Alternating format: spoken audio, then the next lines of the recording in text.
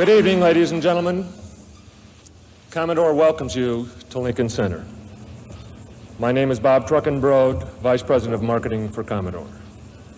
And I will be your host for what promises to be a very exciting exhibition. For tonight is the world's premiere of Amiga.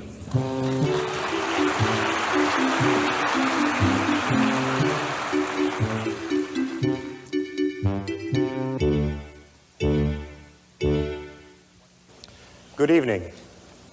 What you are about to witness is the result of an effort of research and engineering that began in 1982 and which to date has consumed over 100 man-years of engineering talent, the Amiga computer. On this screen, at the upper right, you see the icon for the workbench disk, which we used to start the system. To the side of it, you find a window containing the icons of the top drawer of that disk. You see the clock and preferences tools, utility programs available under the workbench. And you see a selection of drawers containing other tools, projects, or other drawers. At Amiga, the user controls how he uses his time, not the computer. To give you another perspective, I'd like to bring up TextCraft, the word processor of the Amiga computer. TextCraft has a very rich user interface involving menus, cursor icons which change shape depending upon what portion of the screen you're operating in, and a very rich graphical display to make sure that the user always understands what is going on. Let's talk a little bit more about the graphics that the Amiga computer can produce. We're going to bring up a test pattern showing all 4,096 colors of the Amiga computer on screen simultaneously. I'd like to bring up one more static image. This is an image that's been in the graphics community for some time. The infamous mandrel, shown here in 640 by 400 pixel resolution. Now for one other item. All of these pictures you've been seeing have not only been brought up in screens, they've been brought up in windows. In fact, there are 2 copies of the mandrel up there. I wouldn't want to meet that in a dark alley. The static graphics of the Amiga computer are impressive. But the real exciting thing on the Amiga is its dynamic or moving graphical images. Operating in screens, hardware area fill. As you can see, the screen system works even with dynamic graphics. Firmware support for the area fill system handles the general case, including crossing edges and islands. The Amiga computer is a true multitasking computer. In the upper left, a printing application. On the right, a sorting application with variable fonts. Graphics in the middle, and word processing at the bottom. What does this mean from a practical standpoint? It means that a user can bring up displays faster than ever before. It means that a user can control his own path through an analysis of a business or engineering problem. We're going to bring up a couple of three-dimensional charts for you now to show you what I mean. The interesting thing about these charts is that they're being built from data built into the program. This really is how long it takes to build a chart like this once the data has come in off the disk. There, a bar chart, now a pie chart. All running in Windows, in screens. They're both there at the same time. You can switch back and forth between them at will until you get all of the information you need to out of them. Anything that can be displayed on the Amiga can be created on the Amiga. Equally exciting is the sound generating capability of the machine. The Amiga contains 4 hardware sound channels, each capable of reproducing arbitrary waveform, polyphonic sound. And with all 4 of these channels going simultaneously, the 68,000 is idle. But let me give you just a taste of the types of sounds the Amiga computer can produce. Here we have a sound sampler program. Let's try the claves.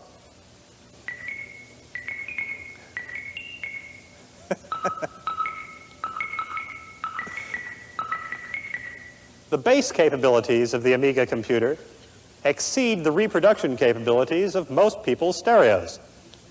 This is best demonstrated with a percussion sound, like the tom-tom.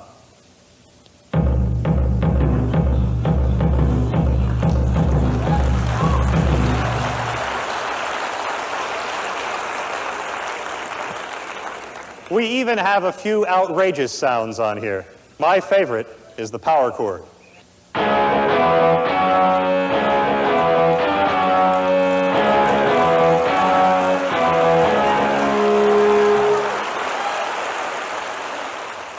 The sound system of the Amiga computer is capable of generating many more sounds than those you just heard.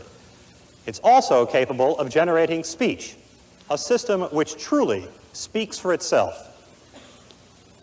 This is the Commodore Amiga personal computer speaking. I can speak in the male voice. And the female voice. I can speak very quickly. And I can speak slowly. I can speak in a very expressive voice. Or I can change the mode and speak in a monotone just like a real computer. The real power of the Amiga computer comes in what we would call animation.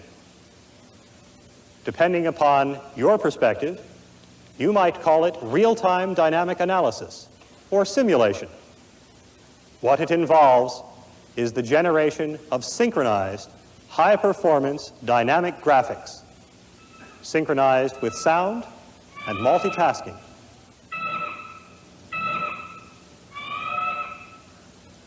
I'd like to bring up one more animation now.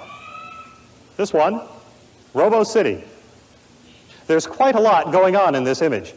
If you look at the right times, you'll see animation on top of animation on top of animation with correct saving and restoring of the background. You see multitasking going on here. The fire hydrant and the dog that don't like each other are separate tasks doing a proximity check. Again, all written on top of the standard support routines, given away with every Amiga computer.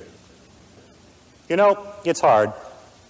It's hard to be innovative in an industry which has been dominated by one technology for so long.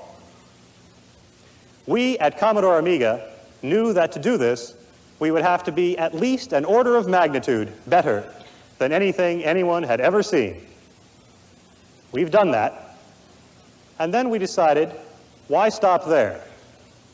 Why not include that older technology in what we had already done? And so we did that too. The result is this. the emulator, which turns your Amiga computer into an IBM personal computer.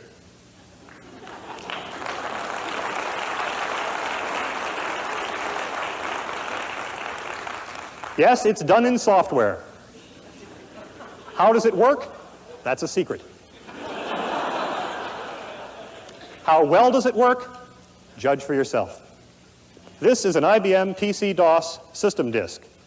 And this is a data disk from an IBM PC. And this is a program that I think at least a few of you in the room are probably familiar with. Lotus 123. Standard vanilla IBM DOS.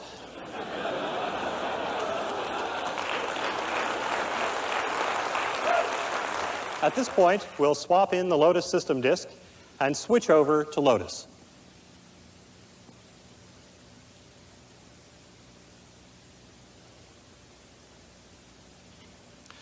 I apologize for the delay, but it takes exactly as long to load 123 on an Amiga computer as it takes on an IBM PC. Now we're going to load in a data file off of that IBM data disk I showed you a moment ago. This is an income statement of the famous Acme Widget Corporation.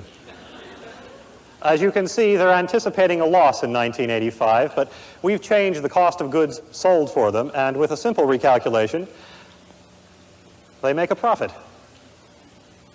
Traditionally, we end all demos of the Amiga computer with one of our original graphic demos, produced way back in '84.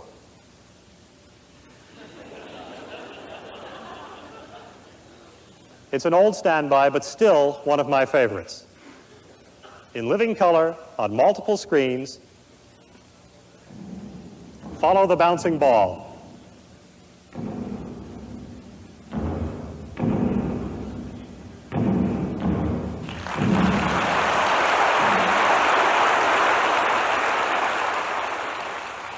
Well, there you have it, the Amiga computer.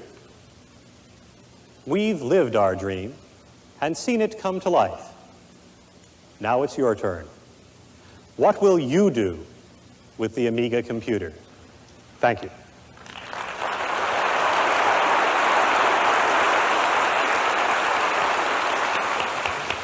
We have asked our resident Amiga artist, Jack Hager, to sit in with them. Are you ready to paint me? Yeah. Ladies and gentlemen, I'm here tonight to help assist Andy do his first computer portrait using the Amiga computer. First off, Andy is going to take a digital snapshot of Debbie, which is running on this system, and you can see the image up there on that screen. And you just select the image and it comes down. You found it to be very spontaneous, haven't you? Yeah, it's great. It's such a great thing. What more can you say? Well, I can there's say a lot of things. Oh, that looks very good. So now we'll do the hair. So we'll go up to color and pick yellow. Andy is selecting from the menu bar, which gives you all the features of the paint system, and he's selecting fill. And this is a slow version of the fill, just so you can see how Andy decides to work. Now this is an instance of a leaky flood film. Yeah. Well, this is kind of pretty. I think I'll keep it. Okay. Oh, it's beautiful. Well, with that piece being finished, Andy, I've been asked to give you an interview, forgive the pun. What computers have you worked on before? Oh, I've worked on anything. I've waited for this one. Really? Well, it's obvious that Amiga will be many things to many people. So many things, in fact, that we had to think long and hard to come up with a symbol, an emblem worthy of such a talented computer. In order to communicate Amiga's phenomenal animation components and color capabilities, we focused on classic beauty and truly superior performance. And tonight, on this stage, that emblem is about to come to life.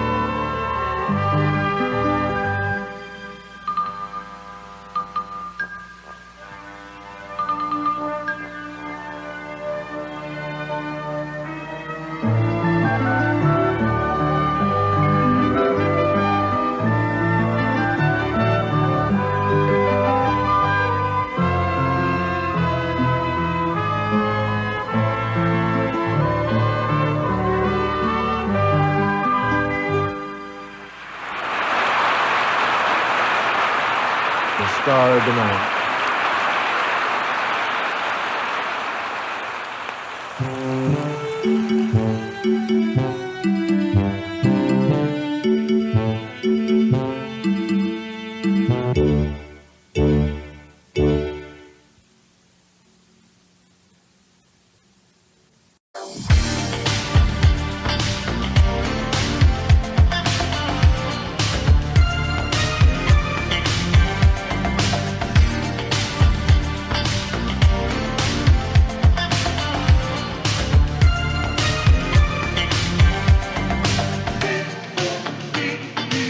Brought with me some tapes of the latest Amiga commercials, and before I get into the main part of my talk, I'd like to run those tapes and show you what Commodore is doing now with commercials. So lights please, and run the tapes.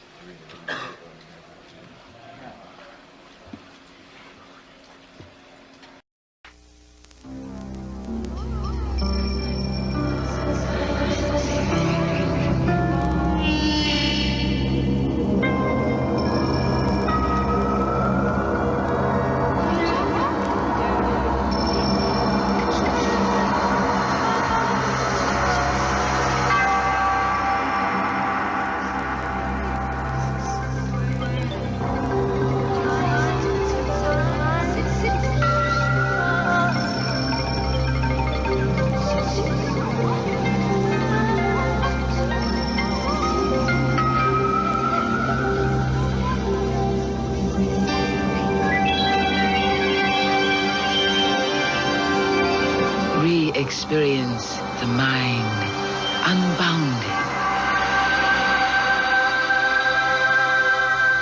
Amiga, the first personal computer that gives you a creative edge.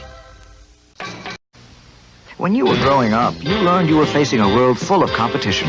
There were so many of you with all the right credentials. To succeed today, you need a way to stand out from the crowd, to make the most of your special kind of music. Introducing Amiga, the computer that gives you undreamed of creative power to work faster and more productively. With built-in color graphics no other comes close to.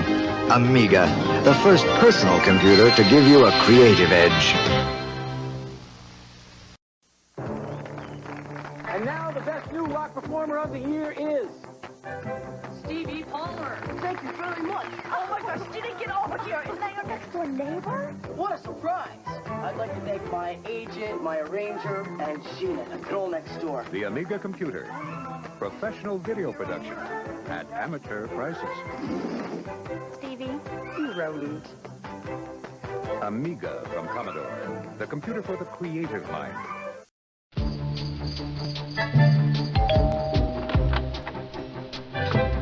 Aren't you astronauts? Buzz Aldrin, Gordon Cooper, Scott Carpenter. We'd like to compare notes with Stevie on the new space station. Hello? Hi, Tommy Lasorda for Stevie. Hey, what's up? Just a question about moving Randolph to the number 2 position. Yeah, second, and this'll work. It's perfect. Hi. Hi. We're the Pointer Sisters. Stevie's expecting us. Well, come in. We need help with our new album. Burt Bacharach, Little Richard. The Amiga. Color, sound, graphics, power. At a price to make it truly the computer for the creative mind. What can the Amiga do? Well, what do you want it to do? Mr. O'Neill. Stevie is upstairs, but it's kind of crowded. Would you like some fried chicken while you're waiting?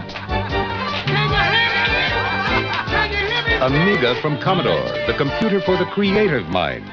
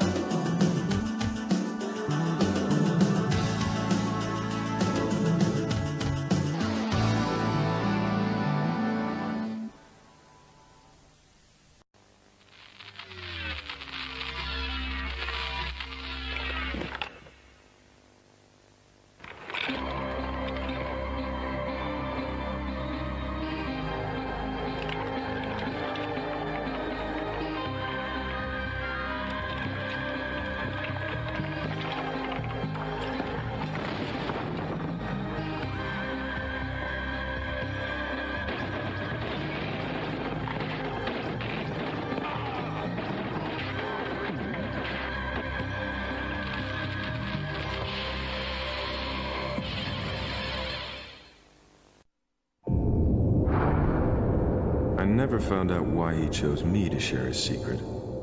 Perhaps because we had similar dreams. But this was twice as fast. Twice as powerful as anything I'd ever thought possible.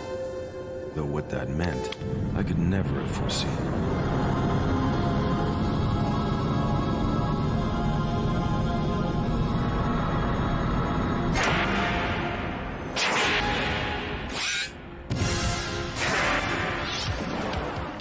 Incredible graphics. And colors. So many colors.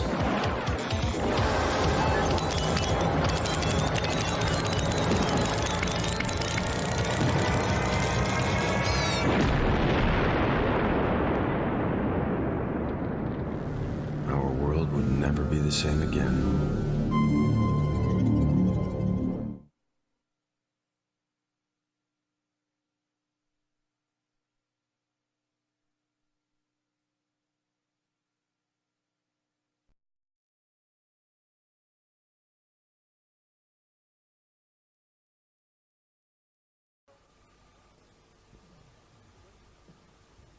You want one word? An Amiga? Right on. Amazing Amiga, that's it. I was going to say awesome, but that sounds like a cartoon. Radical, and it's certainly a radical machine. Awesome. One word? Amiga. Friend. You know, I mean, that's what it means. The Amiga has always belonged to the dreamers. It was invented by an eclectic band of individuals led by Jay Miner, a group that became close friends with an active sense of humor, an overactive work ethic, and an almost childlike enthusiasm. They set out to make their dream computer, one they'd like to use themselves, real cool, real fast, with lots of power and lots of whizzy demos. The team was brilliant, creative. Without a thought, they abandoned the stodgy conventions that said computers are computers and toys are toys. And whether you believe the Amiga is a game machine or a business machine, there's no denying that the combination of power and graphics was a revolution in computing. Only now are the other computers beginning to meet the standards that the Amiga inventors set almost 10 years ago. That original Amiga team created the machine. They brought to it their unique personality and put out something totally new. Their story is unique. It tells of entrepreneurship, passion, trust, courage, and friendship. It's a very personal story. It belongs to Jay and Dave and Carl, the four Bobs, and all the others at Amiga. It can't be told by anybody else, so when we decided to record the story, we brought the original members together, collected their personal photographs, and borrowed their home film footage. Here, in their own words, is the story of the making of the Amiga.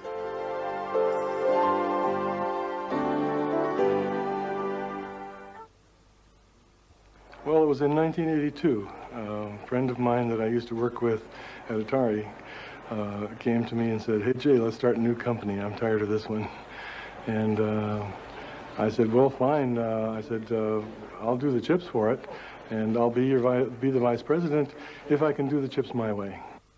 My original vision of the machine was as a low-cost entry into the computer field via the video game area.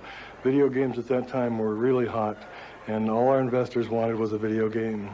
But I wanted something that could be expanded into a real computer. We got a vice president out from back east called Dave Morse, a president rather, called Dave Morse, who was vice president of Tonka Toys, came out to be our president, and started a little company over on Scott Boulevard in Santa Clara called High Toro. And High Toro later got its name changed to Amiga Corporation. High Toro, which is interesting. High meaning big, great, grand. Toro meaning bull. The first thing I thought of when I saw that name was lawnmowers.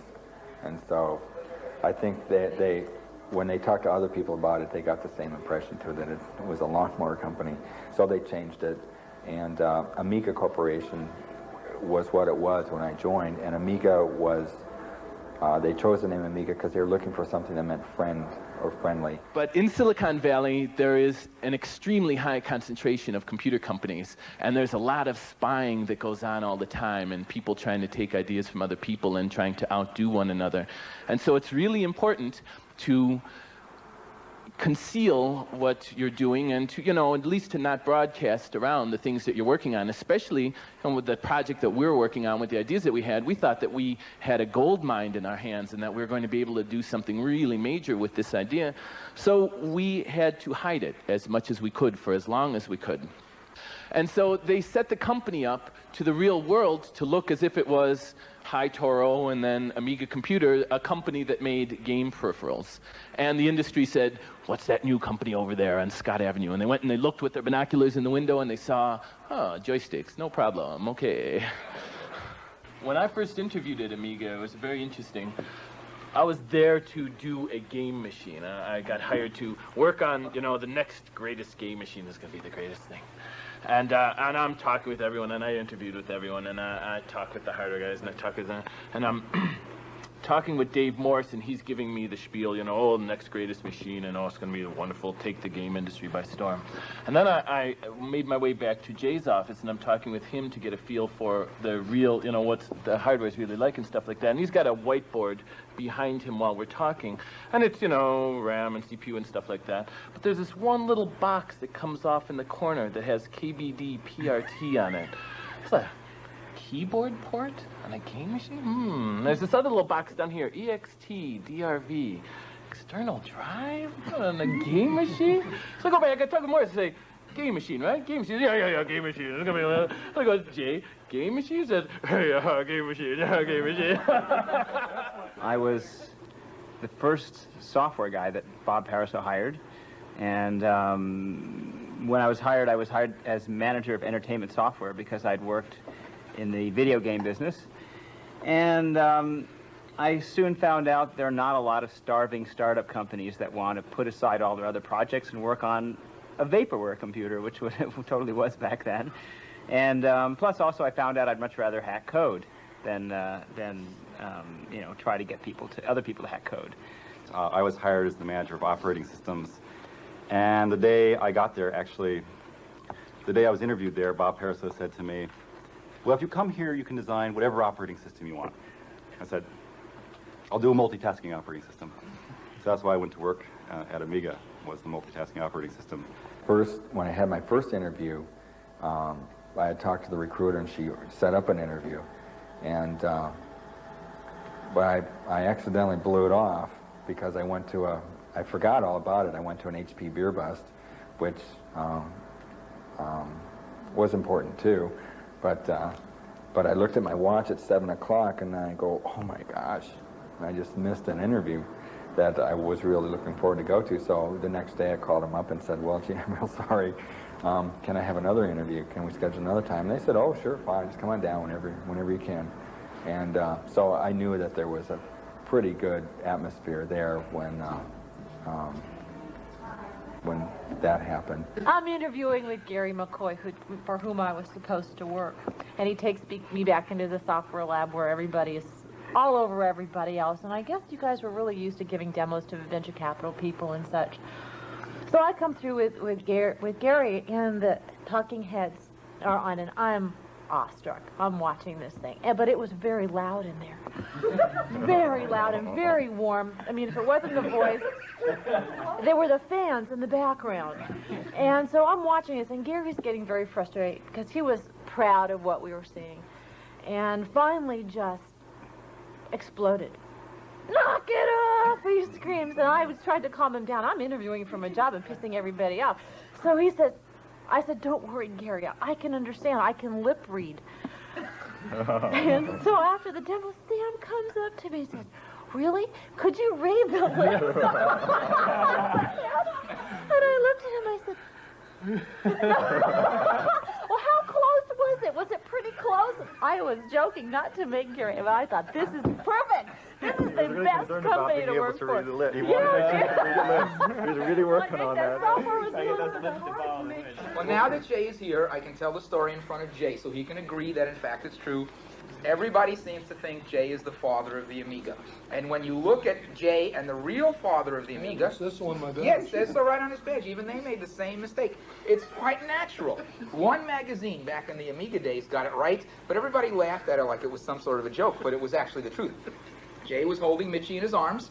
Right next to Mitchie, it said the father of the Amiga, and up here it said Jay. And yeah, this is Jay. This is the father of the Amiga. We knew inside that this was a true story because we're sitting there at our desk designing stuff, and Jay, who sat in front of us, was sitting at his desk designing stuff. And he'd get to some spot where he wasn't sure. Well, do I put this gate here? Do I put... And he thinks about it and see, draw a gate. He'd look down at Mitchie. And Mitchie would go, and so he'd erase it, and he'd draw another gate. And he'd look down at Mitchie, Mitchie would go, and so then he would put that gate in. We know because we were there. Mitchie did the Amiga. Jay, you know, Jay did the drawing, you know, it's all right, it's okay. But I wanted you to be here so that you could not shoot me. Well, allowing people to be different is terribly important. This guy would come to work in these huge, fuzzy bathroom slippers. Or bare feet. Yeah. Michael Plotnick would come to work in purple sweatpants. We could go on and on and on this way. I came to work with my dog, you know. Everybody had something that they wanted to do. And who cares, as long as you get the work done. There was magic. I can't describe it. From the day I walked in and I saw that demo and I saw everybody contributing, cooperating, always a smile, always a smile, always the optimistic attitude and care for somebody else's happiness and participation and success. One person was not going to let somebody else fail because that would mean the failure of the whole project. We were trying to find people that had fire, that had a spirit, that had a dream that they were trying to accomplish. Carl Sassenrath, the guy that did the exec for the machine, he, you know, was his lifelong dream to do a multitasking operating system that would be a work of art, that would be a thing of beauty. Dale Luck, you know, the guy that did the graphics, this was, you know, his undying dream since he was in college to do this incredible graphic stuff. And we were looking for people with that kind of passion, that kind of spirit, you know, and more than anything else, the thing that we were looking for was someone that was for people who were trying to make a mark on the world, not just in the industry, but on the world in general. We're trying to get some, you know, we're trying to look for people that really wanted to make a statement, that really wanted to do an incredibly great thing, not someone who was just looking for a job.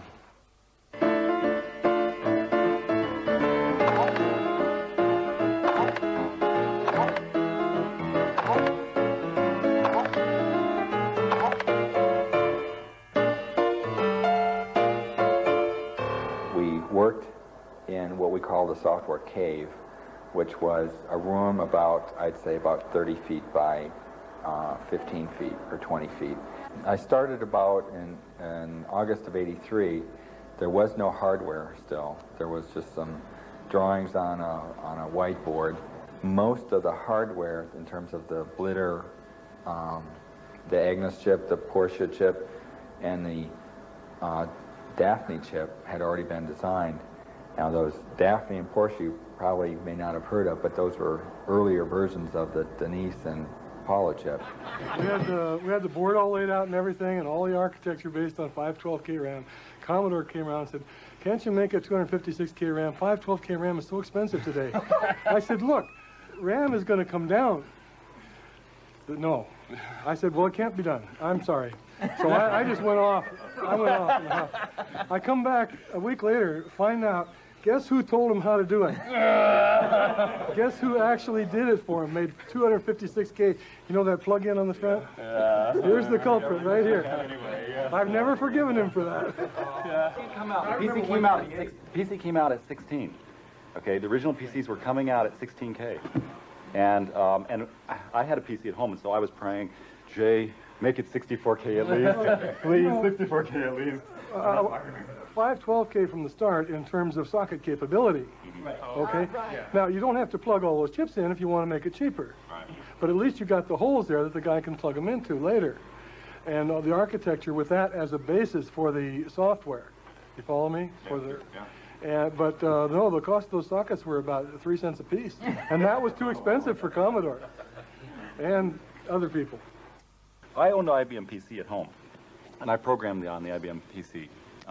And When I crashed my IBM PC, the screen went dark, and it would reboot sometimes, or you'd have to turn it off, actually, and turn it back on. And about that same time, Macintosh, okay, was coming out, and they had this little bomb. You know, I'd heard about their little bomb that came up on the screen. I thought, you know, that's kind of interesting, coming up with some sort of indication that your software failed, that your machine failed. And I sat down and I thought about it, and I thought, you're going to have a sense of humor. You know, if your machine fails like this, it's like, and you've lost 2 hours worth of editing, you're going to want to laugh about this somehow. So we put it in there. The machine crashed then for Martin Shabilsky, I think, in his office. The machine crashed, and he saw this thing come up, said Guru Meditation. And he said, what is this? You know, take this out right now. and so I took it out, and it said software failure. And all of a sudden, so a new version of the system went out that said software failure, and everyone was like depressed. Well, it was like, put the Guru Meditations back in. And so we did it without permission. We just put it back in. That's right. All the developers, what did you do? It's a software failure. What is that? So, yeah, we just put it back. We didn't.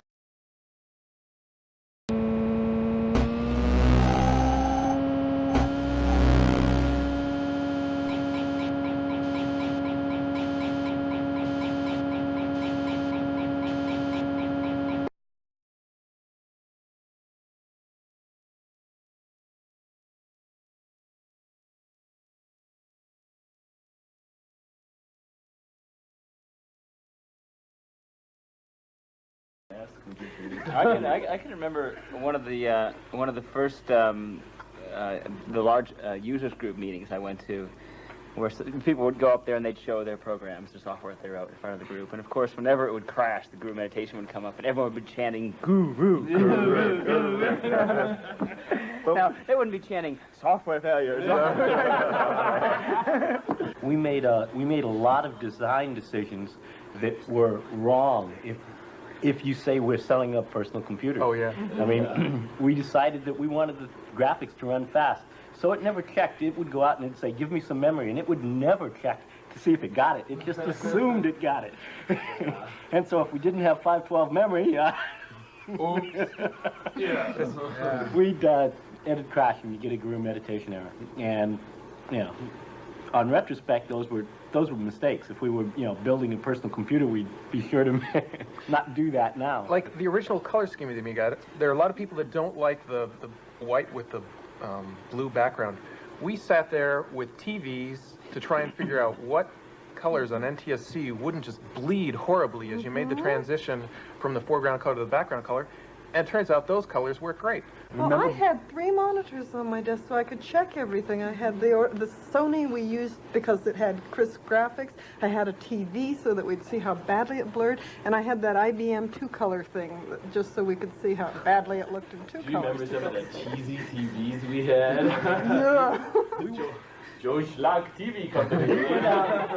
We went out and literally, we needed to test how the video would look on television. So we went out and we bought 10 televisions.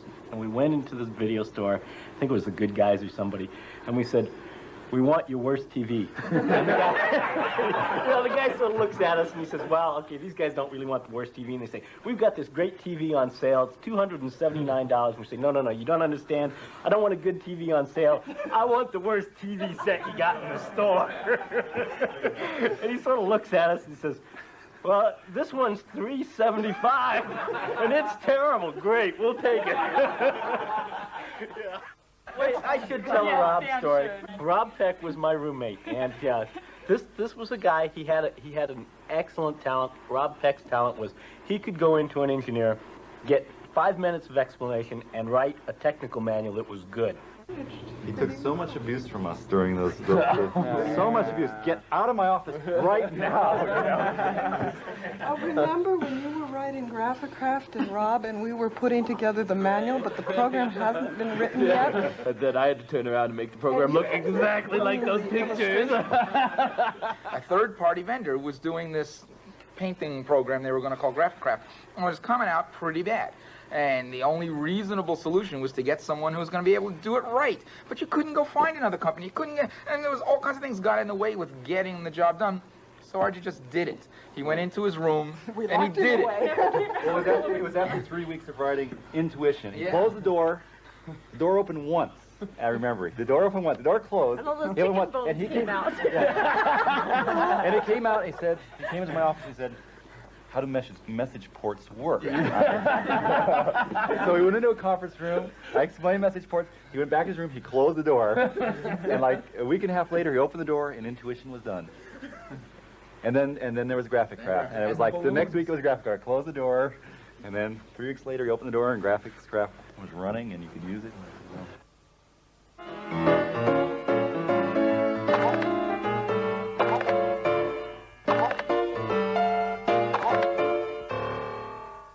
There we were, working furiously designing this machine. Software guys with absolutely no hardware whatsoever to develop on. The hardware guys working like maniacs trying to get the hardware to work, failing miserably. The software guys were filled with glee. Because we got to take vacations, you know. We're sitting out in the back, smoking cigarettes, enjoying ourselves, you know. And no, I'm just kidding.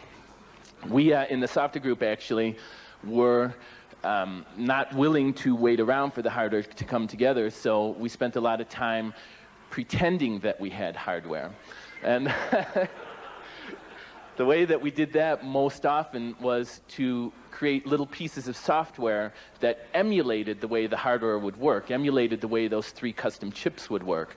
And it was starting to get real important for all of this stuff to come together well, because this is now getting on to the end of 1983, and we were starting to run out of money.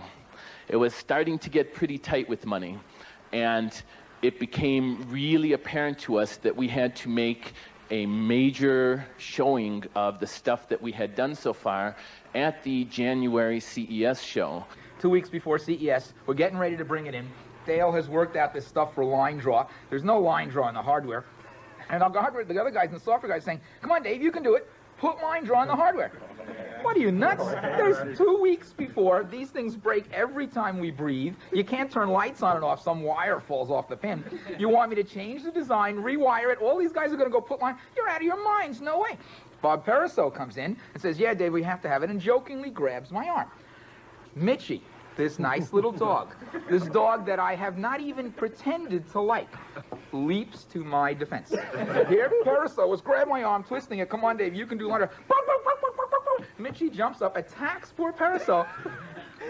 What could I do? I did line draw. I had no choice. Mitchie came and saved me from a fate worse than death. And yep, so we did it. We squeezed and we ran and we screamed. And hours before CES, in the middle of the night, you and Dale were in there writing code and stuff. And they were sitting in Chicago working under the bench. So the hardware first came together about 9-10 days before the show. And the hardware guy said, here you go. Okay. So here's what they delivered to us. Most of you probably know that inside the Amiga are 3 high-performance chips. And the first pass at designing the hardware for the chips was, of course, not to actually do the chips, but to create something in hardware that performed like the chips would perform one day. This is actually an illustration of the Agnes chip. This is the real one, by the way. This is the one that we first had, the first one that came together. And I think there's eight breadboards on there. And each one of those boards had about 250 chips. So, you know, times 8, lots of chips. Unfortunately, lots of things can go wrong with lots of chips. And there were 3 of these, one for each of the chips. There was also a 4th one that was the breadboard itself. The whole machine also, by the way, was called Lorraine. Lorraine was our code name for what we were working on. Lorraine was the name of the president's wife, too. And at first, she was honored to have the machine named after her. She came in during those 9 days between when we got the hardware and CES, and she heard the things we were saying about Lorraine. Then she wasn't quite so honored. All the while that we were working, we had hardware guys that were constantly on call. Here, for instance, is a picture of one of them. They were there the entire time that we were there. There was always some hardware guys there. The software guys came and went. Dale Luck and I, in particular, worked there almost the entire time. those entire 9 days. We worked nonstop trying to get stuff done. A lot of my work depended on the things that Dale was doing, and so I was constantly badgering him. He was, okay, I'm working real fast, I am. Here's a picture of Dale working real fast. What Dale was doing was he carried around his pillow with him the entire time that he was working there. And the computers that we're using at the time had a program on it that we wrote called Beep. You type in Beep and it would beep. And it had a type ahead buffer, so you could type in an instruction and have the computer go ahead and do that instruction, which would take a while. And you'd also be able to type in beep long before it would actually be executed. So what we used to do, and Dale was an expert at this, he would carry his pillow with him at all times. He'd type in the compile instruction, type in beep, and go to sleep. 5 minutes later, beep, he said, oh yeah, oh, back to work, back to work.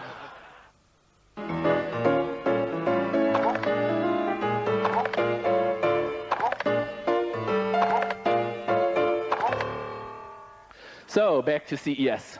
This was our booth. They had on the right-hand side this little tiny part with, you know, games around the outside and joysticks and stuff. And over here on the left, they had this massive, huge area with no windows and no way to know what's going on inside of it. And one door with this enormous burly guy that said, yeah, what do you want? You know, anytime you wanted to come in, anytime we wanted to take anyone back there, we had to bribe the guy $50 to let us in. You know, okay, go ahead. And inside that back room is where we showed the Amiga. The entire day of the show, we would bring people in one after another, and it was a great experience. And if you'll pardon my grammar, during the entire CES show, the one most oft-repeated comment that we heard was, oh, shit. Because, of course, no one had ever seen a computer back in 1983, or January of '84, do the kinds of things that this machine did. Here's a picture in the middle of the demonstration at CES. This is Bob Pariseau, who was the original Amiga evangelist, and boy, he used to do a song and dance that you wouldn't believe. The guy was incredible. Sitting next to him is Glenn Keller, one of the great hardware whizzes of the project, and it may look like that he's assisting Bob Pariseau at the demo, and Bob Pariseau is rolling merrily along, but in truth, the hardware just died. And it froze on a picture, fortunately, so Bob was able to continue as if everything was okay, but Glenn is working furiously in this photograph trying to get the thing to work again. At CES, we'd always have the same failure every time. The same set of chips would blow up. And I knew which chips were. Glenn pointed them out the first time. So these are the chips that always blow up, Dave, every time we had this little static problem. Jay thought we were brilliant. The system would go down. Yeah, we'll go look at it. Change the same chips every time, no matter what was wrong. And it would fix it. It was a trick, Jay. It was a trick. We knew it. That's where the bouncing ball really started, was one late night at the Consumer Electronics Show in Las Vegas. And, but around 11 or 12 o'clock, I guess pretty much it was over. People were going to go back to their rooms, but RJ and I decided we had a few things we wanted to do back at the convention center where CES was. And so about 4 o'clock in the morning, after, I think we had about a 6-pack of warm beer left over too that we'd hidden in the, you know, those little stands that they put plants in. And I finally got it to where I thought it was reasonable, and I fell asleep. And about 8 o'clock in the morning, we got woke up by the guys coming back in to the booth, and they're like, their mouths were dropping, and they're going to go out and bring all the potential customers back in and say, look what this can do now. Later on, we finally did. We added some stuff that were desperately needed for the next CES show, and we added the horizontal so that it would bounce left to right besides just up and down. And one thing that it desperately needed was the sound. I envisioned something that was like boom, boom, like something really big and ominous and it was going to blow your socks off. And so we searched around to get just that right sound, and we finally, after a lot of experimentation, we got Bob Pariseau took one of these foam bats, and we had 2 of them that we used to work out disagreements, and was starting to hit different things. And then Sam would record the sound on his Apple II, and then he would massage the data so we could play it on the Amiga. And we finally came up with a perfect sound, which was Bob hitting an aluminum garage door, one of those garage doors that goes up and down, and Sam on the other side with his microphone digitizing the sound that was reverberating through the garage. And so that's how the bouncing ball, the bong sound was developed. And it was a great show. It was a moment of great success. Everyone who saw it was awestruck by the thing. A lot of the software developers agreed to get behind it. Some hardware people said, it's interesting. We want to know more so we can start to design hardware for it. And we were ecstatic. We were in heaven.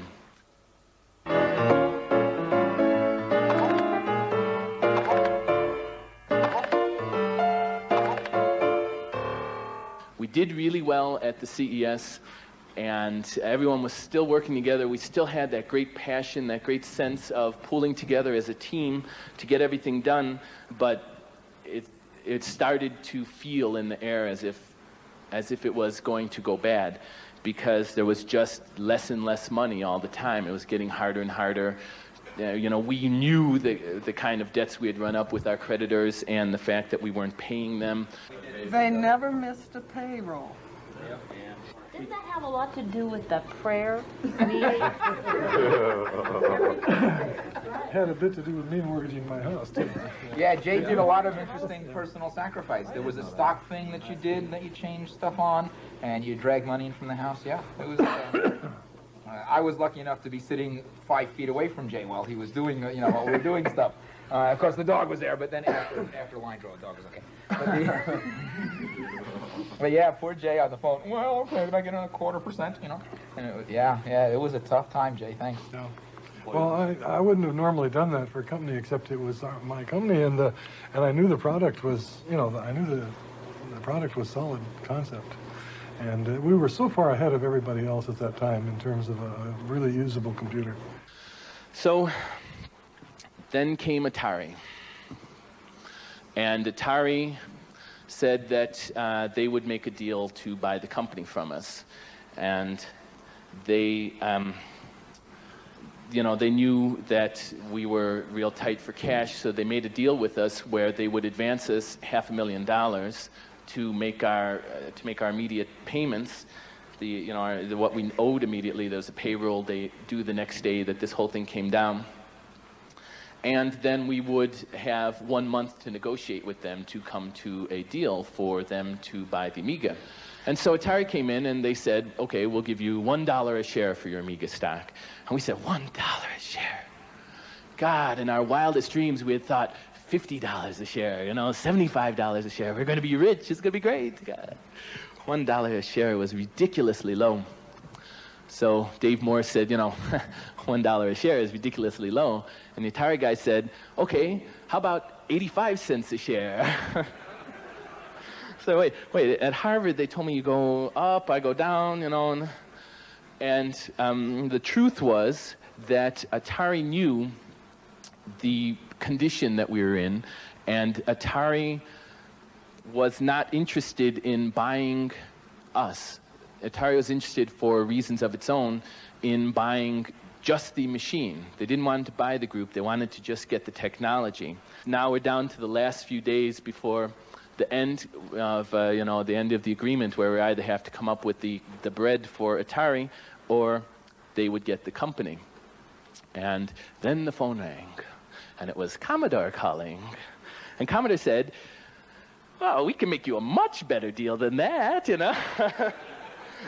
So they send out their plane, and Dave Morse hops in the plane, and he flies out to Westchester, Pennsylvania, or New York, or wherever it was. And what follows then are 3.5 days of intense negotiations, where they're hammering out one detail after another. What's going to happen? Dave's interested in the people. This and that and the other thing. And they go back and forth, and they're trying to get everything worked out so that the deals are just right. And when you don't cut a deal like this in 3 days without working well into the night. And here it is, the last night, and these guys, 3 o'clock in the morning, and they're like, what are we going to do? And they're dancing, to keep themselves awake. We keep going here. And it's the last minute, and there's the jets out in the parking lot with its, you know, revved up against its brakes, and, you know, everyone's around the table, and they say to Morris, they say, $4.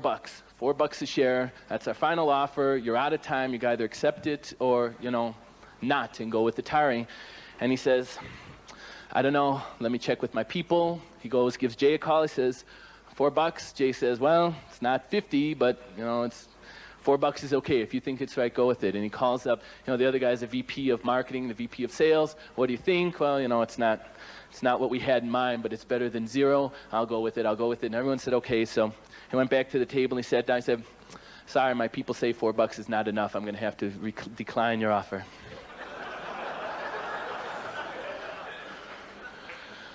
They said, well, how about for a quarter? He said, okay. I don't know about you guys, but I would not have the nerve to look down a barrel of a gun like that. So they write him out a check for $500,000. He hops in the jet. He flies back to Atari headquarters. He walks in the front door. The lawyers are big fat lawyers with their huge cigars. Morris, yeah, glad to see you. Come on in. We got some papers for you. He takes that check. He slams it down on the table. He says, see you, boys. I got a plane to catch. Yeah.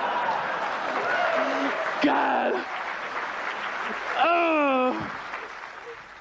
And all of a sudden there was Commodore and there was money. Yeah. And then there was a big building and the blueprints. Remember the blueprints? Yeah. Ah, this is how we're going to do the offices. And like, how do you want to do software? How do you want to do hardware? That was Los Gatos building. And, we went back to Commodore to negotiate the future of the machine and the closure of the deal. And Dave Morris told me, don't insist on an expansion port. I says, but Dave, we've got to have an expansion port. You know, who's going to buy a computer that you can't expand? Right. And I insisted, you know. Dave said, well, you know, we're liable to not close the deal, and you're liable to lose your job. And all right. that's the way it is. We're glad you did. Commodore gave in and said, okay, expansion port. There'd be no Amiga today if it weren't for that. I think so, too. So the getting of the machine to slide from a game machine into a business machine happened relatively effortlessly, like I was saying, for two reasons. First of all, because the hardware guys were smart all along, and second of all, because the base of the operating system was designed such that it could do that. I mean, we had a multitasking, library, device, interrupt-driven, preemptive, priority-based operating system in a game machine. So how did it happen? I mean, where did that come from? I mean, I know where it came from for me. I joined the company because it was a dream that I wanted to chase. Was that same, you know, with everyone in general, or? Yeah, I think so. To say that it was just a family atmosphere doesn't really say it, but I think that there was, I was just thinking of working late at night, working on a CES, and it wasn't, we've got to get this done or the company's going to fail. It was like, of course we've got to get this done. This is it's our collective effort. This was, I don't know how to describe it, but there was camaraderie, family. It doesn't really describe it. But there was people. It was kind of like all the cousins, all the brothers and sisters and cousins were in this office in this room together. We're all working because there weren't people beating us. There weren't stockholders. It was just, we've got to get this thing done, and we got to do what we have to do to make it happen. there was the dream of the machine, and there was the dream of the company. And the dream of the company was, when we went to work there, we were offered stock of the company. We owned the company, and we knew that there weren't a lot of big investors. I mean, there was Jay, and there was Dave, and we knew them. They worked there. It wasn't like mystery people investing in this company. It was our company. I mean, we really felt, at heart, it was our company. Jay and Dave made us feel that way. But you know, I've heard a lot of people say interesting things here. Howard's trying to find a word to describe it. You're talking about the group here and stuff like that. For the first few years after Amiga, you probably know I spoke a lot. I told the story of the early days of the Amiga a lot, and invariably by the time I'd get, you know, I'm running out of time, I got to kind of wrap things up here, I'd get to talking about what it really meant from my own perspective, what we were trying to do, what it really meant to us. And I would always end up feeling sappy, you know, like, because I mean, like, you know, how do you, how it's unreasonable to talk about a business as, you know, we weren't just friends, we were friends, and we weren't just doing a job or creating a machine, we were chasing a dream. The most important thing I learned of all of this was, you know, when I'm just this kid from the south side of Chicago, you know, and I got involved in this whole thing, but I'm still just this guy. And the truth of the matter is that anyone could do this. I proved that finally to myself, that I could go off and follow a dream and have it come true for me. And you could too.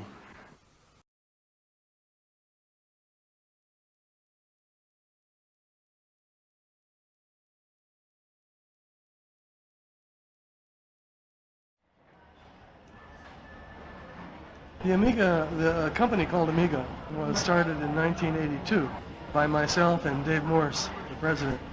I was not part of it originally. It started with a fellow named Larry Kaplan. Larry Kaplan was one of the founders of Activision.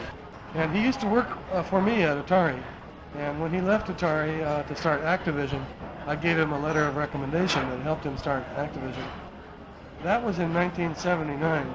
And then about 1982, Larry Kaplan called me up on the phone one day and said he was tired of working at Activision. He wanted to start a new games company. And he asked if I knew anybody with money and lawyers and stuff. And I said, no, not personally, but my boss does. At this time I was working for Zymos. And Burt Braddock was president of Zymos, and he knew these fellows from Texas that helped to start Zymos. And they had money, and they were very interested in starting a video games company because at that time it looked like video games were going to keep going up through the roof. Little did they know that the whole video games thing was going to turn around and go through the cellar in a year or two. But anyway, so I introduced them together, my friend Larry Kaplan and my boss Burt Braddock, and together they came up with a business plan, and they found this guy Dave Morse to be president from back east. He was vice president of Tonka Toys, in charge of marketing at Tonka Toys. They brought him out here, got him all situated in the house and everything. They had this business plan, they had the investors. They got an office, empty office in Santa Clara. About that time, Larry Kaplan decided to quit. He got cold feet or something, or maybe things weren't happening fast enough for him, or maybe he wasn't getting a big enough piece of the action. I don't know why. But he quit and left them with no engineer to make things go. Although Larry wasn't really an engineer, he was a programmer. They talk about programmers being engineers, but I still distinguish between the two. It started with the idea of a video game machine, and I was working at Zymos for Burt Braddock, and they wanted me to design the chips so that Zymos could build the chips, and Amiga could sell the games, and everybody would make money. That was the idea. But when Larry Kaplan left, they needed some help, so they asked me if I would take over and be the vice president of engineering of Amiga. And I said, sure, provided, number one, we get to use the 68,000, and number two, I get to make it not only a games machine, but a computer. I had a lot of ideas for a computer that Dave Morse and the investors seemed to like, even though they were primarily interested in a video game machine. As long as we could make it expandable and it didn't cost them much extra, they were willing to go along with it also being a computer. Okay, so there we were, me and Dave Morse, in an empty office, and a vague plan to make the best video games machine that was also a computer. I think that both Dave Morse and I both got our wish. We got the best video game machine, we also got the best computer. And I had visions of it being something that it's not yet, and that is something that really competed with IBM and took a bite out of IBM. And I don't think that's the Amiga's fault. I think it's the fact that it hasn't been too competitive. I think that Commodore was very bad off financially about 1983, 84, right in there. And C64 sales were down, and Commodore was having trouble with the banks, and they didn't really advertise it well enough. And they didn't have the money for good software support, good supported developers. They not only didn't have the money, they didn't have the experience and incentive for good software support. They were more of a games machine mentality than they were a computer mentality, and they weren't interested in competing with IBM like I was. So in that sense, it's not quite what I had expected. I had expected that we would be a business machine as well as a video machine. Of course, at the beginning, when the chips were done in '84, we had a lot of companies looking at us, but nobody wanted to invest in a small computer company at that time, especially a video games computer company, because video games had gone down. I'm very glad to see that Commodore is working hard on new chips that are coming in the future. I was concerned about this because the technology has gotten much better since we did the first Amiga chipset. We did those with the 5-micron design rules, and now they've got 1 and 1.5 micron design rules. You can put 5 times as much on the same chip area. And I was afraid that Commodore was not pursuing the new chip design well enough. But I've been reassured by people that they are coming out with new Amiga chips that will make it very competitive.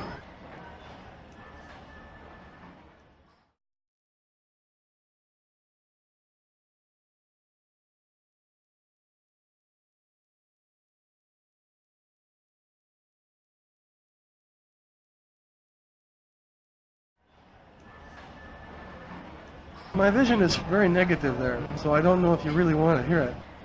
My general feeling is that computers are doing more harm than good. I see the IRS is using computers extensively now to catch people on their taxes.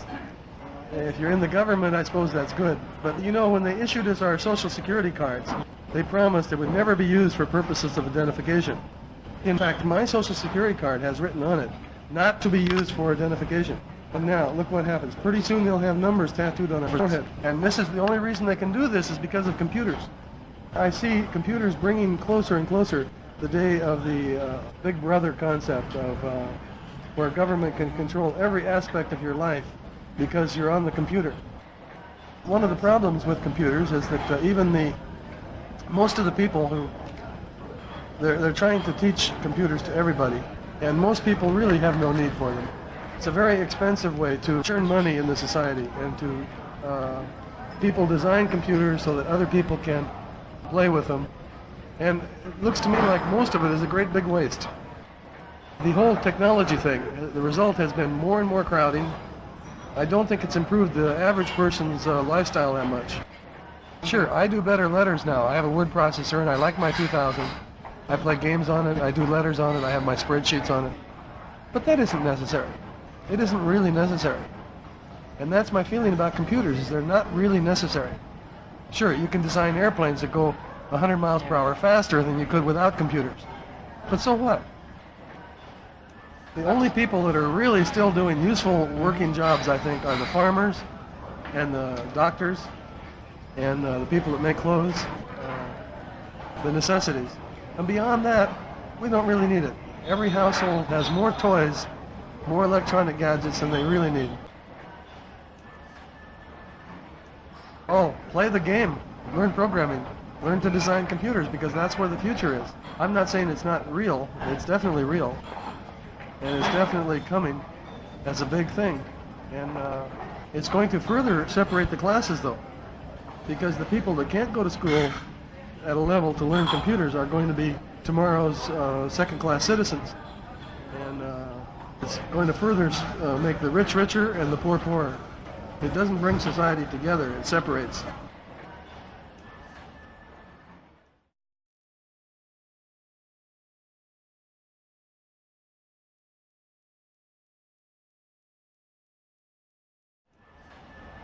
I didn't tell you that I started a new job.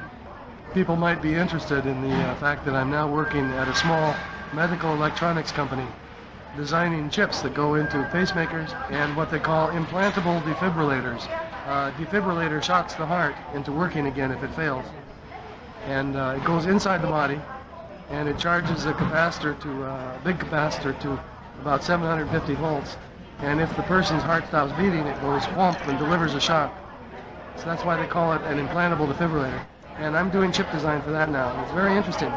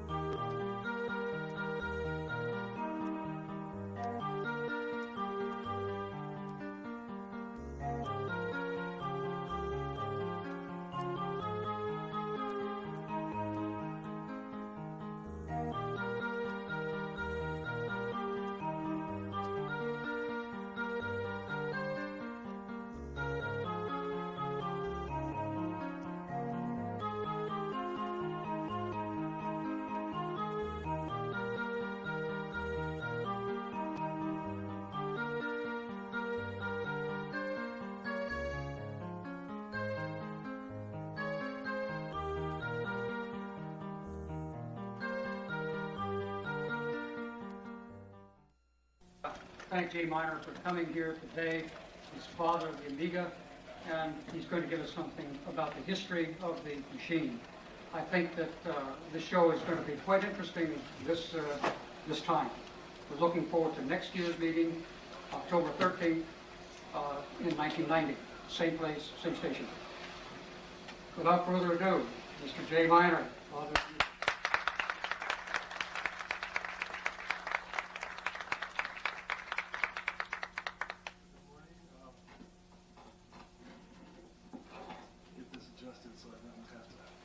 Good morning. Thank you all for inviting me here, at least Jack, and it's a pleasure to be here in Dallas.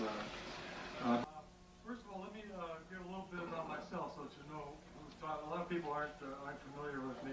I was one of the founders of the original Amiga Corporation in Santa Clara.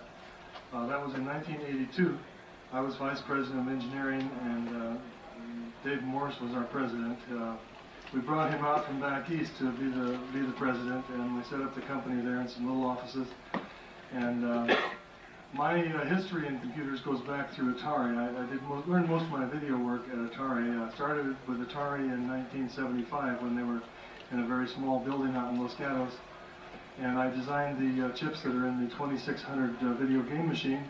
Then I went on to design the chips that were in the 400, 800 computer series. In fact, I was in charge of that whole design, the 400, 800 computer for Atari.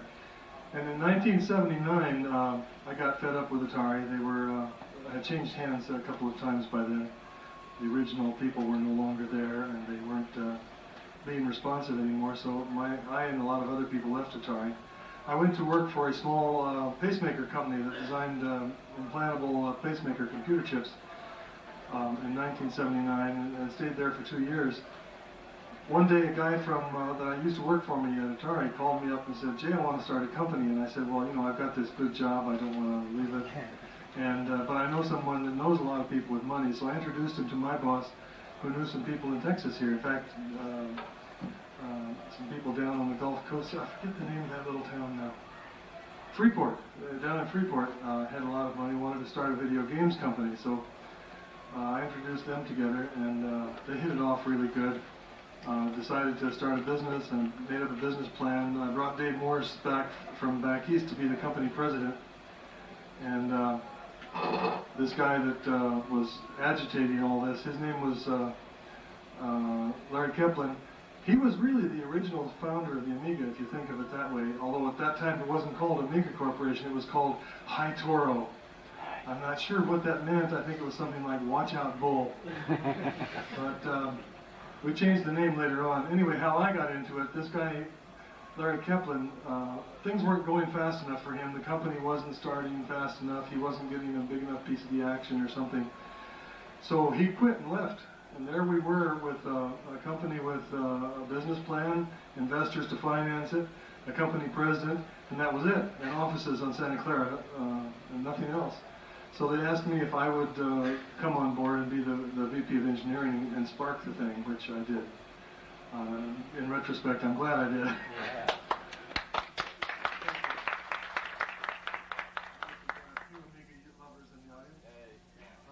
So we started in these little offices in Santa Clara, and I started designing the chips, and I hired about half a dozen other engineers and programmers to help me, and they in turn hired more people. Did you ever see that Walt Disney movie called Fantasia, where Mickey Mouse is the sorcerer's apprentice, and he keeps getting these brooms to help him carry water, and pretty soon he can't stop them. The brooms are hiring more brooms, and there's so much water it's a flood. That's the way I feel now. I started this thing, and nobody can stop it now. It's amazing. Anyway, we designed the chips. It took about 6 months. A lot of people are very interested in why the Amiga ended up like it is in terms of the amount of memory and so forth. Well, the investors wanted a video games machine. They wanted something that would sell in the neighborhood of $250. And so therefore our president wanted the same thing because he was very close with the investors. I personally wanted a very expandable, low cost, but expandable, very expandable home computer that could do really good flight simulators. I was hooked on flight simulators friend of mine worked at Link Corporation, and he took me over there and showed me all of the big flight simulators that they have for the military. I said, oh God, I've got to have one of these at home. Even if I have to design my own, I've got to have one of these at home. So that was one of the first requirements of the Amiga, was my desire for a flight simulator. And plus I wanted to be able to run all kinds of programs on it, so I wanted it to be general purpose. That's why the Amiga eventually, Amiga 1000, ended up with an expansion port on the side. I had to fight Commodore for that, by the way. It's getting ahead of the story a little bit, but after we became part of Commodore, they wanted to take that expansion port off the side of the machine, and I put my job on the line and said, we've got to have the expansion port. And it stayed. I was surprised. I expected to lose my job. Anyway, we took the machine in its original form, which was a bunch of these big breadboard cards, all stacked vertically.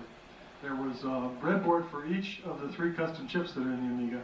And I want to get into a little bit what's in those custom chips too in a minute. But these 3 big breadboards we took to the CES show in Las Vegas, and we had to send 2 technicians along with it to keep it working, because every once in a while a wire would fall off. On the back of each one of these boards is 3,000 of these little wires with wire wraps on each end. And one would fall off, and you didn't know where it came from. These technicians knew that machine so well, they could go in and inside of 5 minutes with an oscilloscope, they could say, there's where the wire goes, and put it back on, and we'd be working again. It was really wonderful. And we sent some software people to the show in Las Vegas, too. The software people were behind the counter writing the demo software as they were demoing it on the floor. They were up all night when the convention was closed. They were up all night writing the Boing Ball demo you've seen, probably, the bouncing red and white soccer ball, which is the Amiga trademark for those of you that aren't, or used to be the Amiga trademark. Now they've got this little dash thing, which is silly. Anyway, I'm digressing. Both Commodore and Atari saw us at the show and kind of liked us. Atari, in fact, entered into negotiations with us about that time to use our chips in their computers.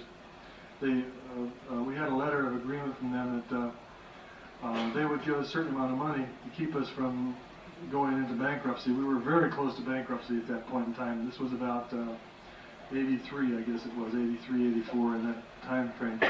We had run out of money. I had mortgaged my house up to here in order to meet the payroll. And Atari came along and loaned us some money to keep us from going bankrupt while we were negotiating for this agreement to put, licensing agreement to put our chips in their computer. Well, as soon as Atari changed hands, was sold again, negotiations just stopped, and we were left holding the bag. If we didn't pay Atari back the money, they would own the chips and we would have nothing. So luckily about that point Commodore came along and said, hey, you've got a great chipset, we want the computer, and so they bought us lock, stock, and barrel. We sold them all the stock and became Commodore employees in a sense.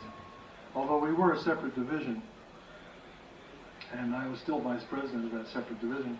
They brought in a new president from Apple, a guy named Rick Geiger, where they moved us into these fancy new buildings out in Los Gatos, where the Amiga was actually finally put together for production engineering. And it became the machine as you know it now. I skipped over a few little things. We'll have a question and answer session after a while. This is supposed to run about an hour, and I'm supposed to talk for about half an hour. Anyway, the machine became what it is today in terms of the package and everything, in spite of my efforts to get it to look more like an IBM with big card slots, because of the investors wanting a video game and something that looked like a video game. I said, no, it's got to look like a computer. And he said to me, my president said to me, well, what does a computer look like? I said, well, you've seen the ads for the IBM with Charlie Chaplin, haven't you? And he says, yeah. I said, well, that's what a computer should look like. But do they listen to me? No. They came out with, well, it's a nice little thing, the Amiga 1000 with the keyboard that slides underneath it, but it looks like a toy, you know. It isn't what people perceived of as a computer. In addition to that, Commodore would not put out the effort or the money to do with regular software people like Microsoft and Borland, etc., really good software to try and compete with IBM. They didn't want to compete with IBM. I really believe that. They thought they had a games machine, and they didn't realize what they had on their hands. And this is what bothers me about the present advertising still. What you're seeing is something, an ad that it's funny, it's cute, it would appeal to a kid. But is the average computer buyer going to buy that? I don't think so. He might enjoy watching it, get a chuckle out of it. Some kid might be suckered into buying one because of ads like that. I hate to say this, I've been down on Commodore about their ads for so long that I think they're getting tired of hearing me say this. But they don't show Amiga, they don't do any comparative advertising at all. And I think that's criminal, because if you compare the Amiga to the IBM and the Amiga to the Macintosh, we've got so much more power and speed. I don't know how many of you are aware of it, but the Amiga has inside of it 2 buses. It's got what's called the chip memory bus. And that chip memory bus can be used by the custom chips to actually put the display up on the screen, to move things around on the screen. It's got coprocessors in it, several coprocessors that can operate on the display independent of the main processor. One of them is called the blitter, which can move big areas of the screen around very quickly. In addition to that memory bus that the chip coprocessors run out of, there's the main memory bus that the 68000 runs out of. The 68000 can also talk to the display chip memory, but it doesn't have to. So the 68000 can be running its own program in its own memory bus at the same time as all of this display work is going on without having the processor do any of the display fetching or moves. So this gives the Amiga a lot more speed and power than the other machines. In addition to that, software-wise, we're kind of the best of both worlds. We've got the command line interface of the IBM world, and we've got the really excellent windowing icon mouse-driven system of the Macintosh world. So that, and personally, I find that on my machine, I use it about 50% of the time I'm using the command line interface, and about 50% of the time I'm using the mouse. And that seems to work about the best for me. So we do have a superior machine. Getting back to what I was saying, but there's no ads comparing these features or showing these features. There's no ads describing the blitter. There's no ads describing why our audio is superior to anybody else's audio. We've got 4 channels of stereo sound. Other machines talk about 8 voices or 16 voices. Do you know what that means, a voice? It means a single sine wave. It doesn't mean a complex waveform. It means a single sine wave.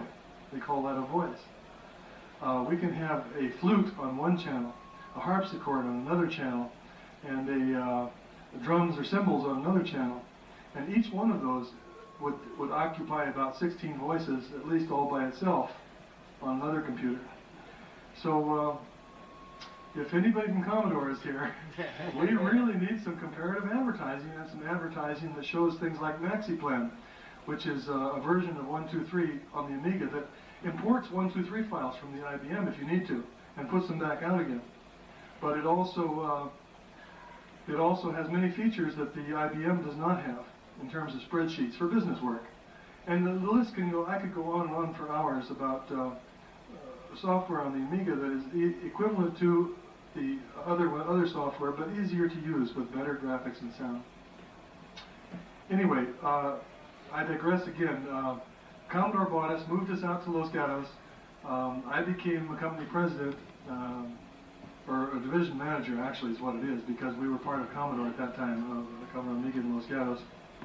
Atari sued the heck out of us because they said that the chips were too similar to the 400 and 800, which they weren't, but they were mad at Commodore for for bailing us out of the news that Atari thought they had us in.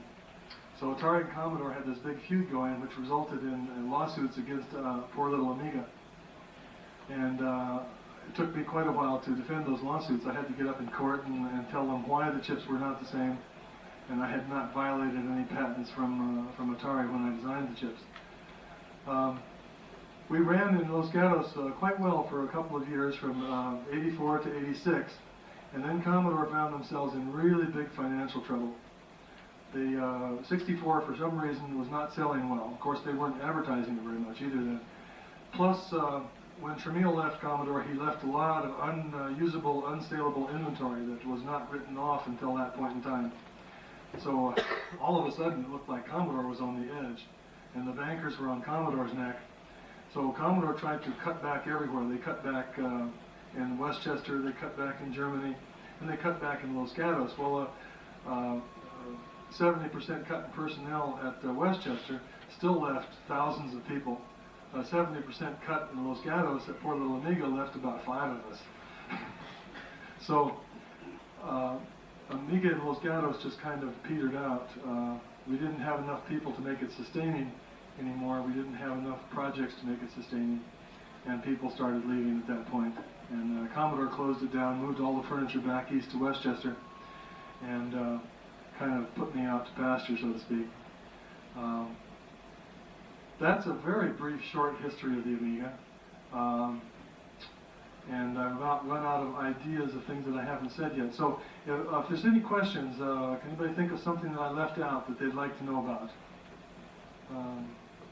Yes, you here. How does the German end of it kind of tie into all this? Commodore had a German engineering division for a long time. They were the ones that did the original sidecar. Did you hear about the Amiga sidecar? And that was kind of a flop. Then they went on to do the first version of the 2000. And then I understand it was redone later in Westchester to become the 2000 we have now. That's about all I know about Commodore Germany, the design division. Anything else? Yeah. We had, I don't know if anybody's here that posted this question on the Club BBS. Is there anything that you would have done differently to the Amiga before it was released that you haven't already told us about? Well, there's lots of things that I would have wished I could have done differently that I couldn't at the time. The hindsight is always perfect.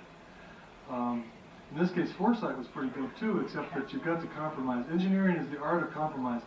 The only thing that I really wouldn't compromise on at all was that expansion port on the 1000. I had to compromise on the shape of the machine. I had to compromise on the memory requirements. I would have put more memory into it in the beginning. 512K as a bare minimum with empty slots up to about 2 megabytes, I mean. 512K would have made a lot of sense in that first Amiga 1000. Also, I probably, in hindsight, I would have designed it with pixel graphics instead of bitplane graphics. They're a little more standard and versatile now, it turns out. The bitplane graphics allow you to move data around much faster because you have less data to move if you have very few bits per pixel, which was the case in the 64 and the early Amiga. We worked mostly with 4-bit planes, 5-bit planes, 3-bit planes, which means 4 or 5 bits of information defining each pixel. But they were arranged in a bitplane fashion, so we could move 16 of those bits at a time with the computer, rather than moving 3 or 4 bits at a time, if they were pixel-oriented. Well, now with memory the way it is, and computer designs the way they are, moving 16 bits of a single pixel to define a single pixel is more efficient in terms of high color quality and lots of color definitions. So I would have, in hindsight, I would have done that differently. I would definitely have worked harder to get Commodore to support the developers, especially people like Microsoft and Borland. And I kind of sat back and didn't do as much as I should have along those lines. Question down here. It doesn't seem to me that the multitasking abilities of the Amiga started off as being something that would have to do with a game machine. Where did that? There was a fellow we hired. The first software guy we hired was named Bob Paraso. He was kind of a hippie type with a long ponytail and a real nice guy. He hired the rest of the guys, and some of the guys were from Tandem. Tandem Computers is where Bob Paraso came from, and he was really into multitasking. So it was Bob Paraso's push that gave us multitasking. That combined with the software from England, the Tripos software that was done, the first multitasking operating system that Amiga got. And then it got refined a little bit, but not too much. That was our operating system, and how we got that was a default. They were looking at another system, I forget if it was OS 9 or what it was, but there was some other multitasking operating system that had some legal problems involving our use of it. And at the last minute, that fell through, and we had to find another one really quick. Well, they ran into Tim King from England, who had this operating system that we have now, or at least the basic part, beginning building blocks of this operating system that we have now, and let him go to it. And I think it was a good decision because now I think we've got a better operating system than we would have if we'd gone with the others. Yes? What's the history behind the whole modify creation of it? Oh, that was my baby. I was talking about the fellow from Link, Singer Link that showed me the flight simulators, and I asked him how they worked, and he was telling me about these huge line buffers they have, several of them, each one having 64 bits deep. Well, each one of those pixels on the screen is represented by one of these line buffer registers, 64 bits deep, and there was something like 1,500 of them across the screen. And you have to have 2 of those for line buffering purposes. Well, what that line buffer did with the 64 bits in each pixel location across a single horizontal line was to define the starting color of a field. But then in that would be a thing that said, don't use the same color, but start with that color and increase the intensity a little bit, or increase the hue, or change the saturation, luminance. The 3 values, hue, saturation, and luminance, were the 3 values that they were using in these flight simulators. And it happened to be that we were working with NTSC television, and the NTSC television signal generating circuits were on the chip at that time, on the Amiga Agnes chip. So I said, well, we can do the same thing. All we have to have is a register to hold the last pixel value of the color and change either the hue, saturation, or luminance fields of it, depending on the next bit. Only change one of those fields, which means we only have to change 4 of the bits instead of 12 of them. So it's a holdover from that, and from the NTSC being on the chip, being able to change the hue, the color, very gradually over a field on the screen, with a very small amount of information. But when we took the NTSC generating circuits off the chip, in order to make room for more RGB circuits, I wanted to take the hold and modify out of there because it was, in my opinion, at that time, it was really only usable for hue, saturation, and intensity. RGB, you know, who wants to hold the red while you change the blue and the green, right? Or who wants to hold the green while you change the red and the blue? But the guy that was doing the actual drawing of the chip layout itself said, if we take that off, it's going to leave a hole in the middle of the chip. We don't have time to re-lay out the whole chip to take advantage of that hole. So let's just leave it in, and if nobody uses it, that's fine.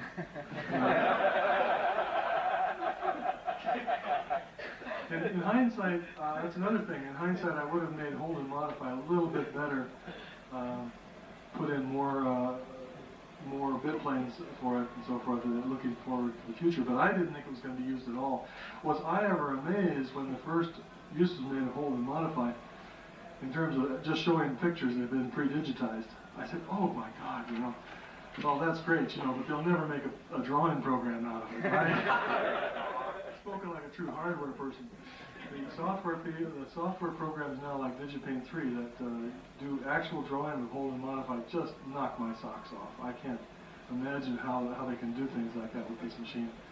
But it makes me glad that that chip artist, layout person said no can do as far as the taking that hold and modify out of there. Does that answer your question? Anything else anybody can think of?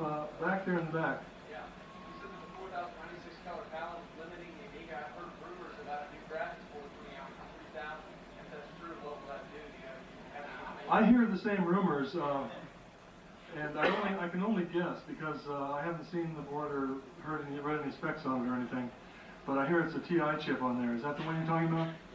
Yeah. That will probably be lots of colors and give us a better competitive position in terms of the number of total colors on the screen. What types of resolutions? I heard it's going to have some new resolutions around 1020 I hear that too, yes. But you can bet your boots it's going to be a lot slower. Because anytime you get more colors and more resolution, and you don't have something that the blitter can work into and move stuff around really fast, the processor has to get in there and move it in between pixels on the screen.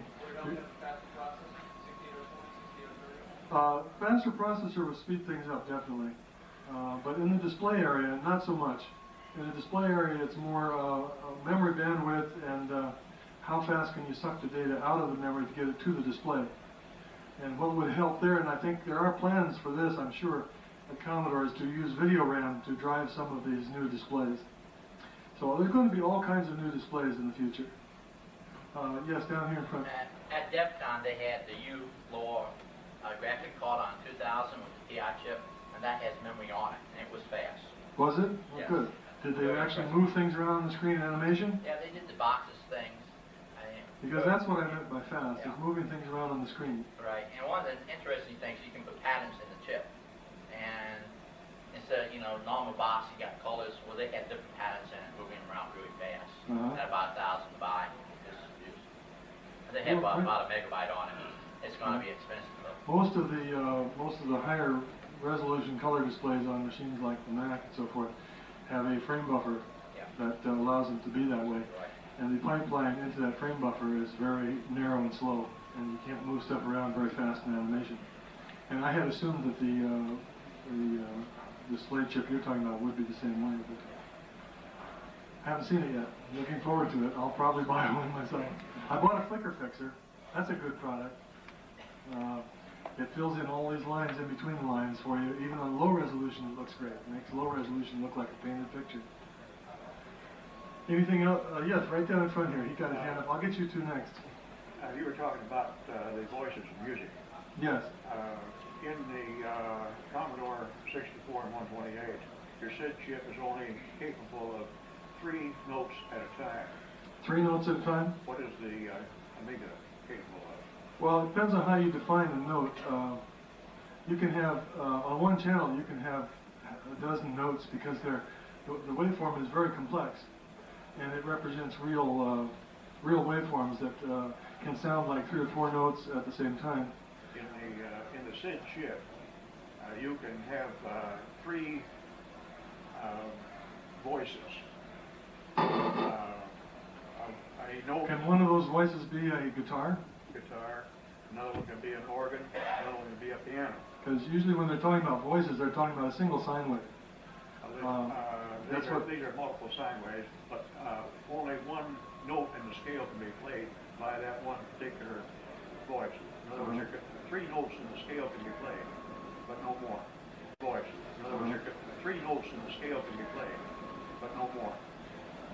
Well, the Amiga sound can be put together. You could take a guitar sound and you could logically OR it in memory with a bell sound and put them on one channel. And they're mixed in together already on that one channel. Because what you're playing is synthesized sounds out of memory that are processed by the computer before they're played by the sound circuits. You're not limited to the waveforms generated by the sound circuits themselves. Which I think is very unique in computers these days. In the red back there. Yeah, I was interested in your comments about Maxi Plan versus Lotus and Excel. I'm an engineer. We do a lot of data reduction where I work using primarily Lotus or Excel on the Mac. And I think Maxi Plan, which I use at home, compares in a superior way with Lotus. For what we do, it's mostly inferior to Excel. I haven't used Excel, so I'm not sure about that. I can't comment on Excel. The other comment I'd like to make is that commercial machines certainly aren't going to do anything towards selling to people where I work online. You're agreeing with me about the commercials then? 100%. Okay. Yes? In the green here, I think you had your hand up. What was the origin of the Guru, and what do you think the death of the Guru was 1.4? I don't think it matters too much. As long as they show the numbers that cause the, whether they call it a Guru or whether they call it an error message. I think the Guru was kind of cute myself. But a lot of people got offended at that. When they see the Guru on the screen, they'd say, what are these hippie programmers trying to do to me? Twist my mind or something?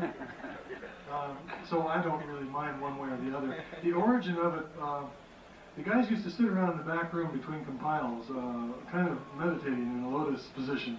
They had these, the programmers were kind of weird. R.J. Michael is a good example. I don't know how many of you have seen R.J. on the stand, but he and Dale Luck used to have these chairs that where you sit kind of tilted forward with your knees almost on the ground. These special chairs, and they'd sit in those chairs between compiles and relax because they had no sleep at all. They'd be working all night long, and so between compiles they'd try and catch a few winks, and people said they were meditating and they were trying to pretend like they were gurus and things. So they stuck the guru meditation number in there. It was a cute idea, I thought. Yes, back there. What is the, how many Amigas are in the United States and worldwide, and what do they project? Do you have any idea what it would be to wasn't something else? I can only go by what Commodore says, and they claim that there's a million Amigas out there now. Is that worldwide? I think that's worldwide. And what's in the States? What's in the States? Yeah. Less than half of that. Europe is a big market for the Amiga. I predict that the sales are going to continue to go up, especially with advertising like this and the 500. There's going to be a certain audience there that this advertising will appeal to. And they'll sell quite a few 500s over the next year or two into that market. But that market's kind of going to, I don't think it's a sustaining market. I think, you know, IBM and Apple with their type of advertising that they do is much more of a sustained market. There was another guy right behind him that was trying to get in before. I'll get you next. Yes, back there? Okay. In the multitasking, it's possible for one task to integrate adversely with other tasks and sort of bring the whole machine down. Do they plan to fix that in the future release of the operating system? The Unix is supposed to fix that. No, so the Unix is definitely? Unix will have a, oh yes, Unix is definitely coming. They will have a good memory management, hardware memory management system on Unix with the 68030. And well, the 68030 has a built-in memory management unit, and I think that's the way they're going. I can't speak for Commodore because they used to tell me stuff, but when they found out what a big mouth I have, they don't tell me anything anymore. But the 30 will have memory management. I'm sorry, I didn't hear you. Commodore 6820 part has an MMU on it as well. The 20 also does? Oh, I didn't know that. The 20 has a 6851 on board. Okay. Does that answer your question? Yeah. Okay. In front of him, there's a guy in white there. If you were designing the Amiga today, what hardware capabilities would you build in? You know, IBM has been trying to find that out from me. They wanted me to go to at least some people that work with them wanted me to go to a IBM workshop and give them all my ideas for about a week's worth of salary. And I said, that's crazy. Why should I tell everybody, you know, what's in my head about the next generation when, especially for a week's worth of salary? And for a plane ticket to Dallas, it's even crazier.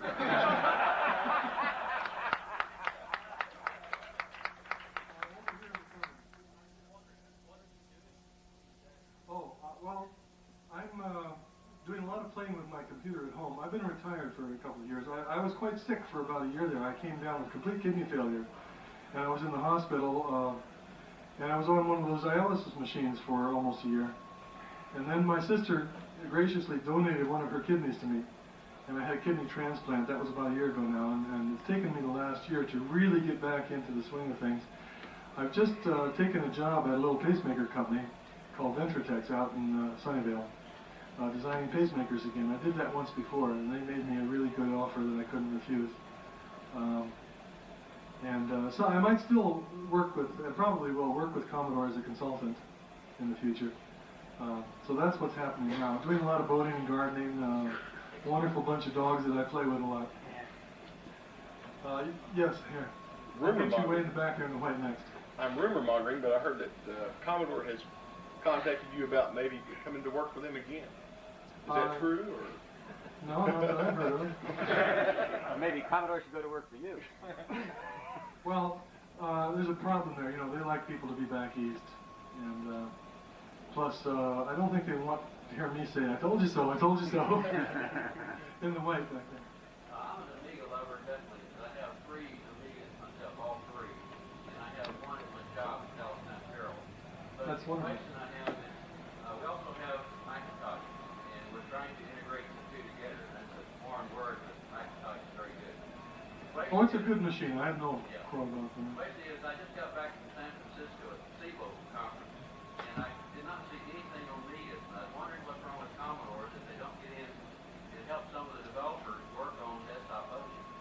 when you ask what's wrong with Commodore, I have to ask the same question because I've been in lots of airports lately, and I see at least a dozen different computer magazines on the news shelves in those airports.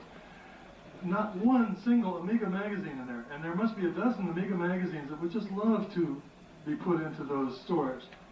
Now, I don't know if it's the magazine's editor's fault or if it's Commodore's fault, but boy, if I was a PR person in Commodore, I would be sure that every airport, every magazine store in every city in the country had at least 2 or 3 of Amiga magazines in there. It's criminal, the lack of PR and the poor PR that we've had for over 3 years now. Well, there's a definite application that the Amiga fits into, even though some of the colors, particularly in colors available on the Mac 2 is there. It's great. The Amiga, multitasking and speed, is a great editor, and it could be used by the masses for editing, and then pass that data over to the Mac 2 for the final processing. You're absolutely right. I couldn't agree with you more. Anybody else? In front here? Are those the only 3 commercials that we're going to get for the so-called $14 million? Darned if I know. I got those in the mail from Commodore. I'm not even sure I should be showing them here. We didn't see anything. You didn't see anything from me, right? And it came in the mail and had no explanation with it at all. No restrictions either, so I figured, well, if you're not going to tell me to keep it private, why should I keep it private? But as far as I know, that's the only 3. And would you, if you were doing it, would you make a frontal assault with IBM? Would I make a what? A frontal assault or comparison between the Amiga and IBM? Of course I would. I would even show those 2 machines on the screen at the same time, running the same type of program. Some of the IBM spreadsheets is one of the good examples that comes to mind, side by side with the graphics and mouse control of the Amiga. And put the price down. And the window control. And with the price tag down at the bottom. Well, I see you back there, and I'll get you in just a second. You're the next one in line. Oh, I forgot what I was going to say. Okay, in the back there.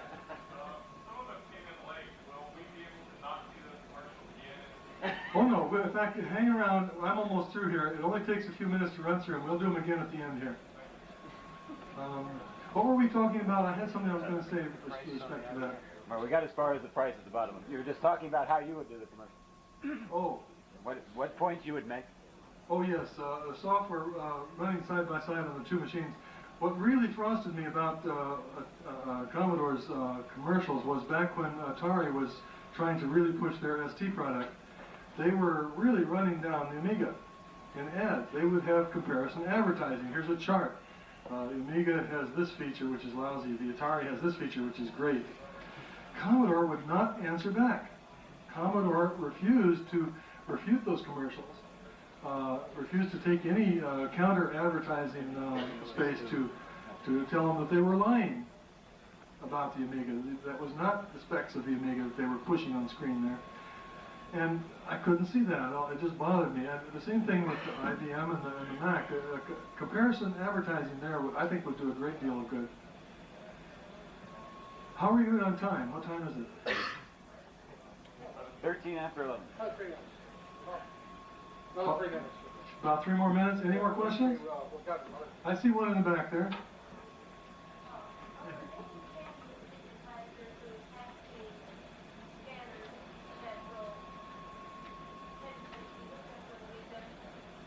I'm sorry, I'm having trouble hearing you. Could you stand up and try going a little louder?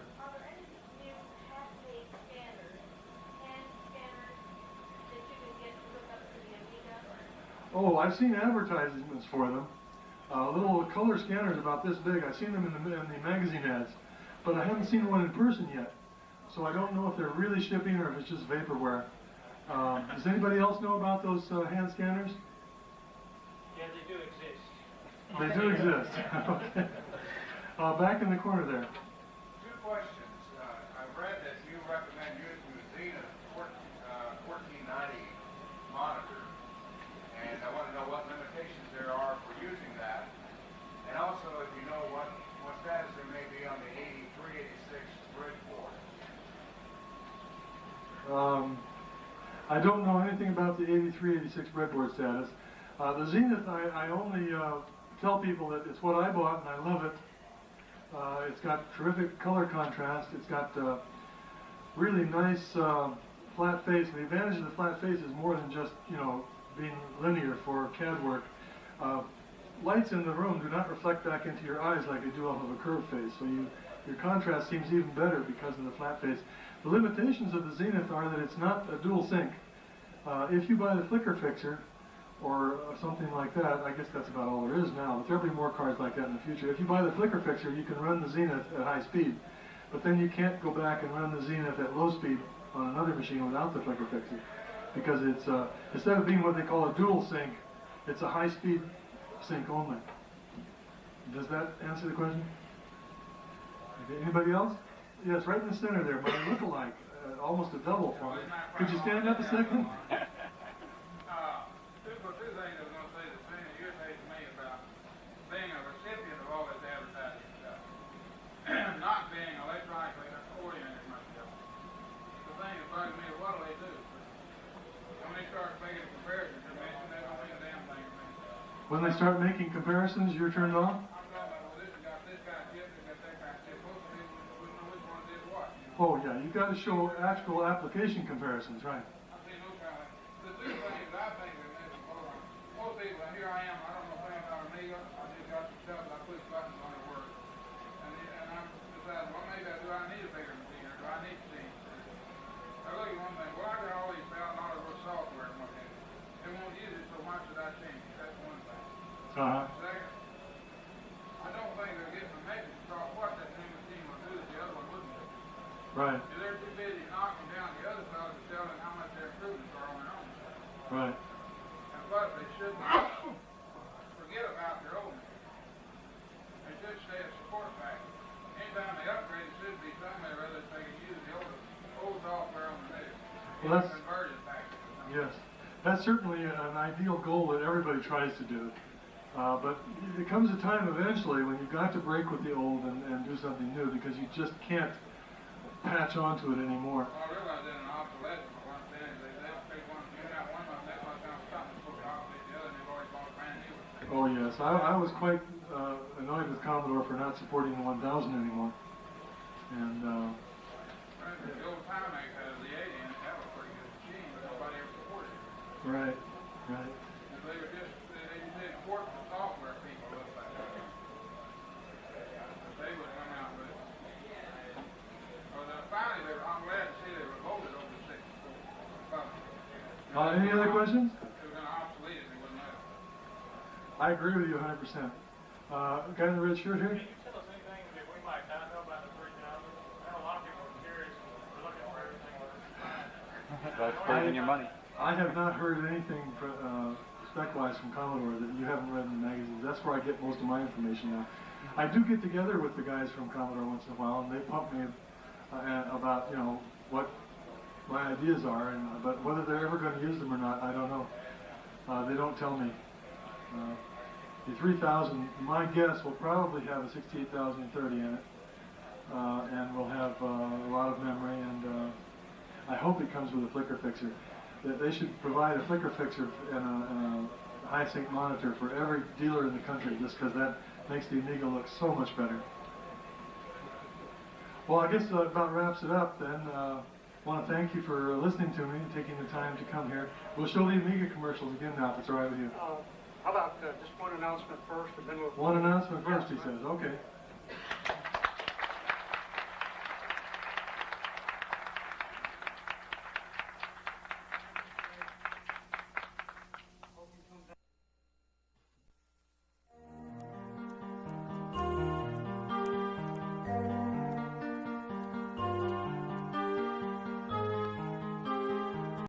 Five, 4, 3, 2, 1.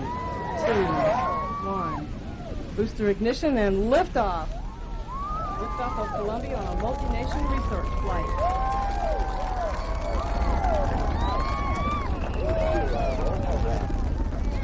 Roger, roll, Columbia.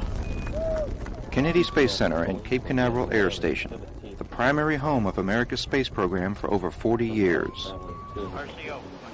Since, after all, this is rocket science, NASA must downlink a tremendous amount of data from each spacecraft during ground tests, through the countdown and liftoff, and out into space. There is no room for error in the acquisition and processing of this data. It must be accurately calculated and reliably sent from this hangar to distant space centers around the world participating in the mission, all in real time and without interruption. Since Hangar AE also supports some telemetry from the space shuttle, that importance is even greater since human lives are on the line. NASA is used to solving technical problems, but starting more than 10 years ago, the space program faced a different set of challenges. Budget cutbacks forced NASA to do more with less, without sacrificing quality or mission safety. The most innovative solution to these data processing needs came from an unexpected source, the Amiga. That's right. Since their introduction in 1986, Amiga computers have been used for the most demanding job on or off the planet. Thanks to the efforts of Space Coast Amiga member Hal Greenlee and retired Air Force Lieutenant Colonel Johnny Johnson, Amiga Atlanta was allowed an exclusive television tour of this secure government facility. We saw our favorite computers in action during the flight of the Space Shuttle Endeavour to the Russian Mir space station. We take in all of the telemetry data. Sometimes we have to scale it, applying coefficients up to fifth-order polynomials. Wow. To convert them back to engineering units, and then we generate displays. In this case, we're showing what they are in percent and in engineering units, which is after we've converted them. The first choice was the Macintosh, but it was a closed system. They wouldn't give us enough information to get into it at the level that we needed to. We looked at the PCs, and the PC hardware architecture was really about as bad then as it is now. So then Hal, I think, was the first one that brought out an Amiga. He snapped up one of the old 1000s, and we played Brought it around out with and it. showed it to Dave Brown in about a month or two. Didn't pass before Dave had one of his own, and then I went out and bought one. I was about the third one. We were both talking to Skip. We need to get some of these babies, you know, because there is this expansion box that'll allow us to add hard drives and all the other stuff. We need to get them and find out if we can't make them work for their job. And Commodore was easy to work with back then. I mean, when we asked for documentation, they sent us a stack of documentation probably about 4 feet high. They were willing to tell us everything about their machine. So since we had to design some custom hardware to go with it, it really helped to know exactly how everything worked. So it just turned out that it was a good machine. You know, it's funny, the things that make a machine good for playing games tend to make it good for processing and displaying data, because you got some of the same problems. You know, you need an operating system that's very efficient, very fast, and the Amiga has that, and it's got very little overhead. That's what makes it nice. We don't load down the system running the overhead. We can just go ahead and process the data. Most of our customizing is hardware customizing. The Amiga operating system is flexible enough. We have to drop into assembly once in a while just to set up or initialize some of the special boards or chips that we use. Right. But other than that, the operating system's fine. We don't do anything unusual with it. We use it just like it is. We just build our own hardware for our interfacing requirements, because we have to pull the data out of the data bus in this building, and we have to then be able to put the data back in. 7 Amigas are online assigned to operational support. 6 are dedicated to routing data to remote space centers, and another 6 are reserved for hardware and software development.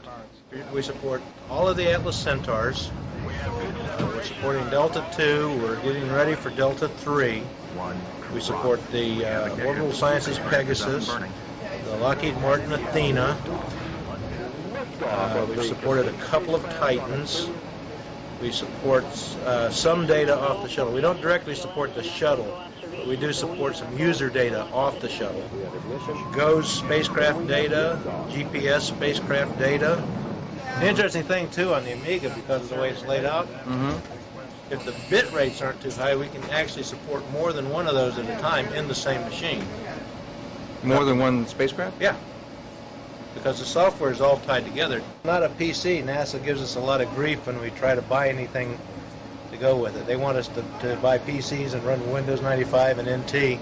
We keep trying to tell them it's not fast enough, so then they tell us to buy DEC Alphas. We tell them that's too expensive. They don't like the Amiga. It doesn't cost enough. So the next time you see a space shuttle launch, you can tell your friends which personal computer is rated for mission-critical use in the United States space program.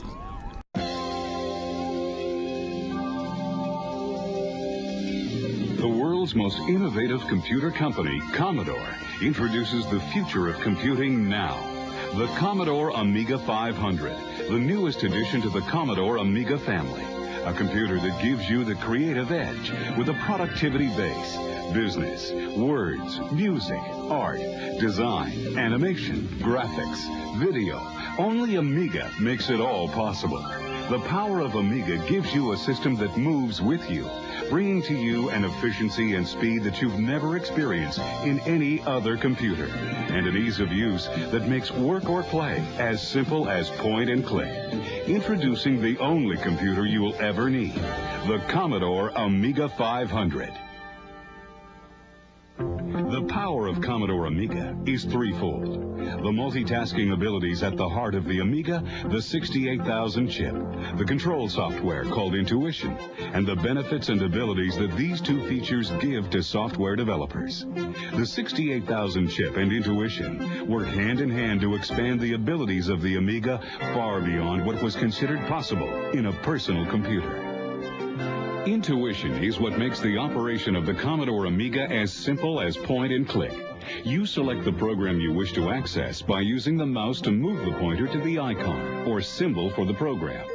Click twice on the left button and the window for the program opens. From there, the simplicity continues. Select the icon for the specific tool of the program you wish to use by moving the pointer to the icon and again clicking twice. Now that tool is open for use. Further control of the program is available through the menu. To access the menu, simply move the pointer to the upper control bar, hold the right button of your mouse down, and your menu appears. To select from that menu, continue to hold the right button down and drag the pointer with the mouse to the function you wish to select. Then release the right button. As you can see, the function is activated for use. This unique control system means that anyone can be up and running on an Amiga in minutes. Instead of trying to translate your needs into a confusing machine language, Intuition translates your thoughts and commands for the machine. A simple reversal of roles that translates into a major benefit for the system user. The power of Amiga and the abilities of Intuition don't stop there. Amiga's multitasking abilities allow you to call up several programs and exchange projects, tools, and more between programs. As well, complex software can run on the Amiga, such as real-time 3D animation. The multitasking abilities allow the Amiga to define the object, plot the object in space, calculate the movement of the object as required to follow the program path, and render the object in a series of images for real-time display simultaneously. Multitasking reaps incredible benefits for the user. You can print one document, take a second document and move information to it from a third document, then still have enough power to receive information over a modem all at the same time. The unique abilities of Intuition, when combined with the Amiga's power and speed, have created a tool truly unique in the marketplace. A system that moves immediately with the user to fill his needs. A minimum of distractions, a maximum of productivity and concentration at a speed you never thought possible. The Commodore Amiga does everything that any other desktop system does, but it does it better, faster, and more efficiently than any comparable system that exists today. The Commodore Amiga 500 is a personal production and creative tool with a level of performance that outstrips any of the competition and at a price that provides value. The Amiga 500 comes complete with an internal 3.5-inch floppy disk drive, in-system standard keyboard, the mouse, operating software, and 512K of RAM expandable internally to 1 megabyte, enough for just about any task you wish to tackle. The Amiga will output visuals in a variety of signals and will work with anything from a home television to a video monitor, including high-resolution RGB Commodore monitors. And the Amiga is ready for expansion, with ports for an extensive list of peripherals, 3.5-inch and 5.25-inch external floppy drives or hard drives, modems, MIDI control systems, and stereo audio output, plus joysticks, printers, laser printers, video digitizers, even peripherals that have not been developed. The Commodore Amiga 500 is the perfect creative and productivity tool for the home, schools, and the small business. or as a production station for its many graphic, music, and video production uses. The list of available software is constantly growing. Word processors, including a new Amiga-based version of WordPerfect, the world's largest selling MS-DOS-based word processing software, spreadsheets, database programs, all available, all made more powerful by the multi-window, multitasking abilities of the Amiga. You have the power to access multiple files from the same software, exchange information, print one document and work on another, and more. You can have several different programs operative at the same time, transfer information between programs, all completely interactive, giving you a flexible, fast tool to accomplish your tasks in record time, all through the use of the mouse. No confusing machine language commands, just point and click. While the Commodore Amiga is an outstanding system for standard business applications, its graphic and sound capabilities move it into a class all its own. The heart of the graphics system, a custom chip produced specifically for the Amiga, in combination with the multitasking strength of the main processor, give the Amiga the graphics and animation abilities of systems worth thousands more. CAD/CAM, video painting, image digitization, desktop publishing, animation, both three-dimensional and character. It all exists now, and it's all easily achievable with the Amiga. The Amiga's power will stretch creative abilities and offer a unique business tool for production of presentations, either on video or in print. Or the opportunity exists to use the Amiga itself as a presentation or display medium, lending any fact impact. A number cruncher, a filing system, a graphics system, a video image recorder and output device, a print shop, a complete production system, and it doesn't stop there. In addition to the custom graphics chip installed in the Amiga, there is a custom sound chip that gives the Amiga 4 channels of audio with a level of response that exceeds many stereo speakers. Existing software allows you to learn to play music or compose and score music, then hear it played back with the instrumentation and meter you have chosen. For the more advanced musician, the Commodore Amiga is a production tool of incredible value, recording the performance and the composition of a player, then controlling through a MIDI interface the sound generators of the musician's choice. When it's time to relax, only Amiga makes it possible to have so much fun. Fly a fighter, work out a mystery, play a quick 9 holes, shoot a few baskets. The enjoyment never stops, all with the wonderfully interactive animation and sound made possible by the Amiga's technical brilliance.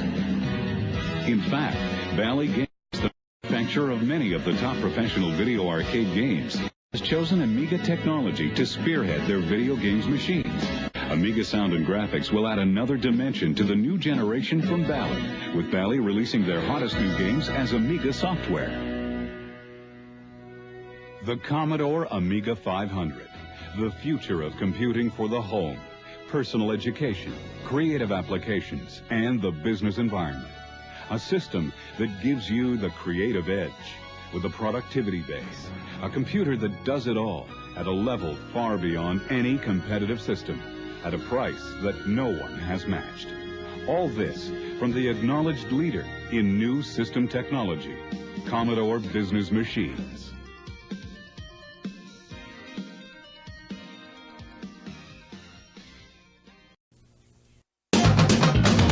To create a 3D animation, you set a scene as if you were photographing it. With most 3D software, you stretch, combine, and mold basic geometric forms to model the objects in your scene. In an alternate method, you use spline curves instead of geometric forms for creating smooth shapes. Once you have your objects, you set up your camera and lights. The camera is the point of view from which you'll see the animation. You move the objects by creating paths for them, and you can test the animation by using a wireframe. Later, you can render the objects with all lights and surfaces.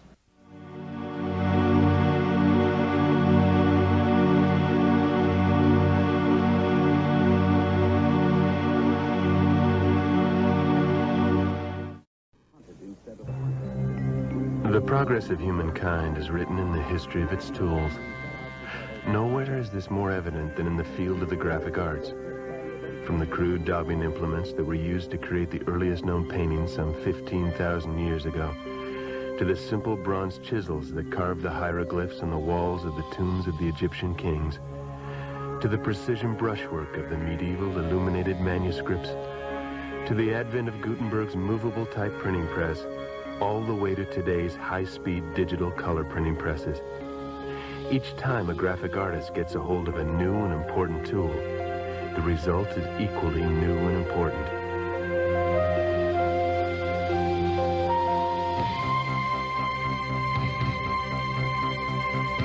The Commodore Amiga 2000 personal computer is radically expanding the art of the possible in the world of art and design. We're going to show you ways you can use this affordable new tool to expand the art of the possible in your studio or business. As a way to illustrate in 4096 colors, design logos and packages, to desktop publish in black and white and in color, and as a way to make winning presentations in virtually any medium. Now, look at what the Amiga 2000 can do for you. These incredible illustrations were created using the Commodore Amiga 2000 and powerful yet simple graphic software. The Amiga's palette of 4096 colors opens new worlds of possibilities to the graphic artist, putting no limitations on an artist's expression of style, or form, or texture. Even artists who have never touched a computer before adapt naturally and quickly to creating graphics on an Amiga. I draw kids. I'm a storyboard artist, and I specialize in cute, playful little kids, ages from infants to 5 years old. Peggy Walker is a professional illustrator by trade. Normally, she creates her illustrations with pencils, pens, and paper. This is definitely my first time working with a computer. I am very, very much a neophyte. My first concerns with translating my drawing is I was terrified that I wouldn't be able to get the same amount of warmth and humor that I get in my drawings. Peggy used Deluxe Paint 2 graphic software from Electronic Arts and the Suma Sketch drawing tablet. I don't want to have to be a computer scientist in order to draw a circle. I want it to be simple, direct. I have to say that working with the pen was, it was quite comfortable, and I was able to, you know, by selecting different weight lines on the menu, you know, to put in more texture. Let's say, for example, in the hair. I found that I had more at my fingertips than I normally would have if I'm working with pencil and magic marker. You can actually, Peggy Walker can come out on the computer. I've been interested in computers for a couple of years, but never in an artistic sense. And as soon as I saw the Amiga, it was like love at first sight. Illustrator and designer Richard Payne has used the Amiga in literally hundreds of projects, including package design, brochures, slideshows, and magazine covers. I was doing some commercial art. I was just breaking into the field. I did some airbrush illustration, some pen and ink. The handheld stylus on the Suma Sketch tablet was perfect for me. For about half the jobs I do, I use a program like Deluxe Paint 2, and it's a pretty full-featured program for illustration. It has 32 colors on screen at once, out of 4096, which is nice. You can zoom in for detail work. You can undo your last mistake. I like that part. You can pick up a hunk of your picture, reposition it, and move it all over the screen. And I find that useful when I'm designing and coming up with ideas for clients, and they like that also. It's quick. For more sophisticated effects, I'd use a program like Photon Paint. And it lets me use all 4096 colors at once, and I can get a real painterly feel instead of more computer feel. I'd say one of the major advantages that the Amiga has over a computer like the Macintosh SE is that the Amiga has something called multitasking, which is the ability to run several programs at once. And I use it when I run Deluxe Paint 2 and Photon Paint. Both programs are accessible whenever I need them. I just drag the window down and point, and I can work in it. It saves a lot of time. You tell the computer which perspective you want. Here's a three-quarter view, and here's a side view. Here's a view from above the rear, and a faraway shot. You can capture live images, photographs, or pictures with a photo digitizing system like NewTek's DigiView. Through a video scanning process, it can make detailed replicas of your originals in 4096 colors or 16 shades of gray. I use digitized pictures a couple different ways. One way I can use it is I can trim them and position them in programs like DigiPaint or Photon Paint. These programs are ideal for this. The other thing I can do is digitize logos, clean them up in an image processing program like Pixmate, and then import them into a graphics and paint program. From there, it's easy to change colors and sizes. Just about as easy as you can click the button of your mouse. It's that simple.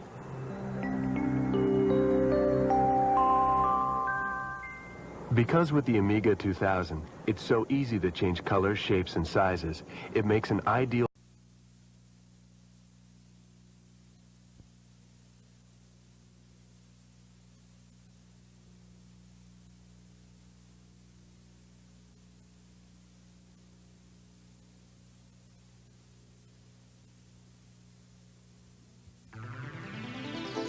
Welcome to the world of CD-TV multimedia.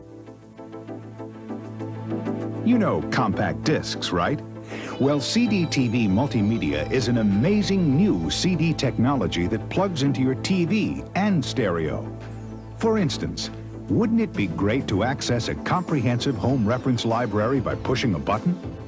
Or play some of the best arcade quality games? And wouldn't you love to help your children learn and grow with CD-TV's award-winning interactive early learning programs? And the CD-TV player easily expands into an Amiga personal computer system. Not only can it play your audio CDs and CD plus graphics discs, you can turn your living room into a music production studio and add professional-looking titles, graphics, and sound effects to your home videos. Sound interesting? Then come on, take a closer look at the endless possibilities of CD-TV multimedia. Easy to hook up, easy to operate, CD-TV multimedia will become the center of attention in your family. Now they're loading up the 21-volume Grolier Encyclopedia. 9 million words, 33,000 articles, and 2,000 images on a single CD. Images, audio, and text at the simple press of a button, and cross-referencing can easily be accessed from the screen.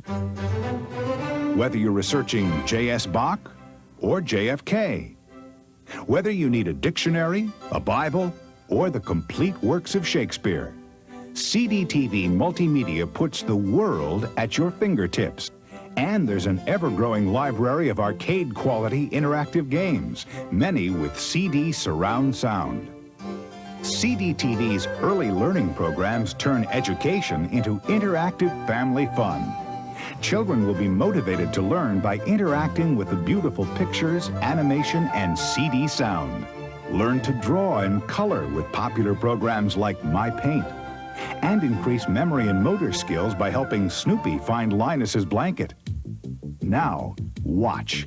With a keyboard, mouse, and floppy disk drive, the CD-TV player is transformed from an early learning tool to a high-powered Amiga personal computer with access to thousands of software titles. Keep track of the family finances and accomplish homework in record time. In addition to playing all your audio CDs and CD plus graphics, the CD-TV player can assist you in creating your own musical compositions. Thanks to its built-in MIDI interface, you can plug in any MIDI-compatible instrument. And with CD plus MIDI discs, you can listen to music and simultaneously play it through your instrument.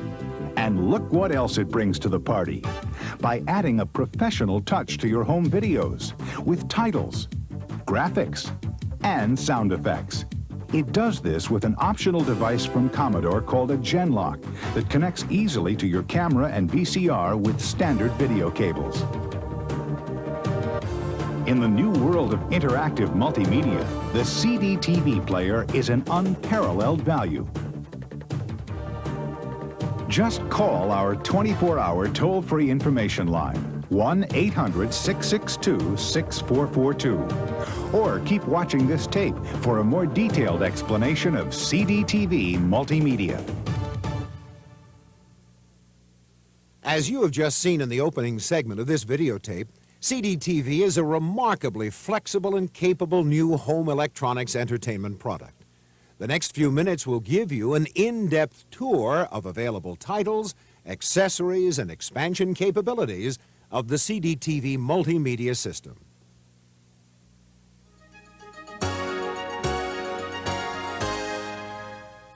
Let's imagine you're planning your family vacation. With the CDTV player and World Vista Atlas, you can just pick the country you're interested in. Explore the digitized full-color maps from Rand McNally. Not only are they highly detailed, but animated so you can move around the screen. Or explore further into a local city map. But more than maps, World Vista also contains high-quality photographic images, music samples from the Smithsonian Institution for many countries, and important information about the people, economy, geography, and culture.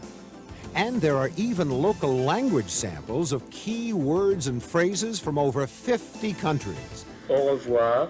Far more valuable information than you'd find in an ordinary printed atlas.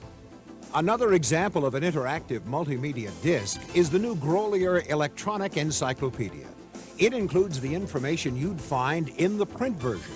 That's 21 volumes, 9 million words, 33,000 articles, and thousands of pictures, all on a single CD. Your children will likely discover that homework research projects are more enjoyable and that information is simpler to find. And because of the ease with which information can be cross-referenced, you can bridge rapidly from one listing to a related one. The new Grolier Electronic Encyclopedia brings many topics to life with stunning color images and digital audio. Every difference of opinion is not a difference of principle. The Timetable of History series is a tremendous tool for studying history in a graphical and easy-to-access format. By simply selecting a date in history, major events can be explored. It's one small step for man, one giant leap for mankind. You may even find your children exploring together with exciting titles like the American Vista Atlas, which can be a valuable asset for learning about American geography. There are also many specialty titles like the 4-disc Garden Facts series, the complete works of Shakespeare, and the Holy Bible, which the whole family can use and enjoy.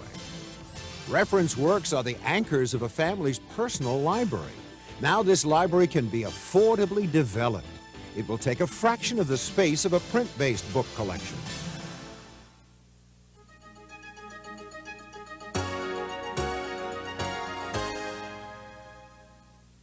Technology is often seen as an obstacle to effective learning, especially for the young.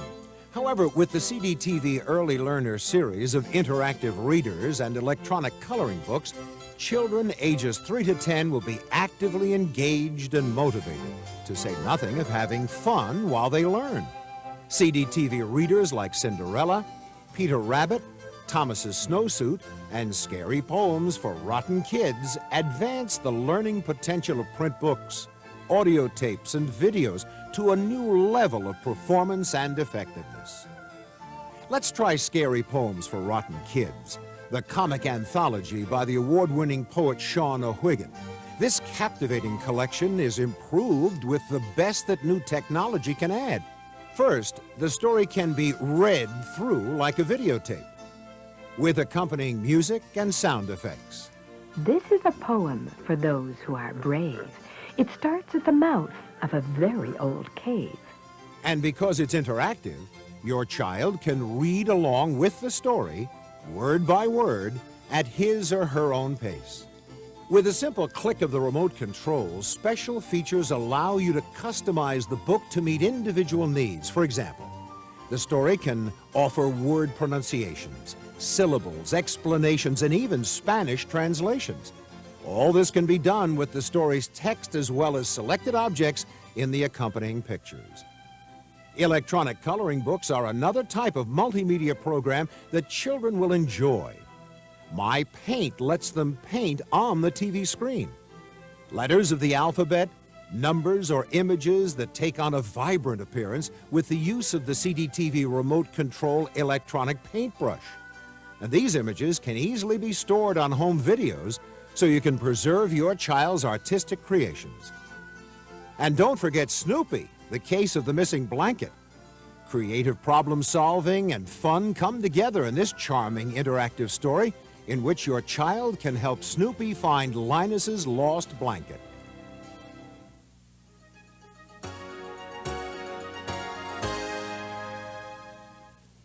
The CD-TV player is the marriage of consumer electronics and advanced computer technology. That's what makes it an advanced 16-bit game machine for arcade-quality games. That means high-speed animations, thousands of colors, and even CD surround sound. Wrath of the Demon, Ultimate Basketball, Sim City. Video games will never be the same. Add an optional trackball controller, and you expand the CD-TV player's game potential. The controller has ports for 2 joysticks, so the more the merrier. The CD-TV player comes with a front port that accepts a personal memory card. This card, which is about as small as a credit card, comes in 2 capacities, storing either 64K or 256K of memory. For example, with selected applications, you can store your game position or score for easy access and update the next time you play the game. And it can be used for other purposes as well, like keeping personal financial records or phone numbers.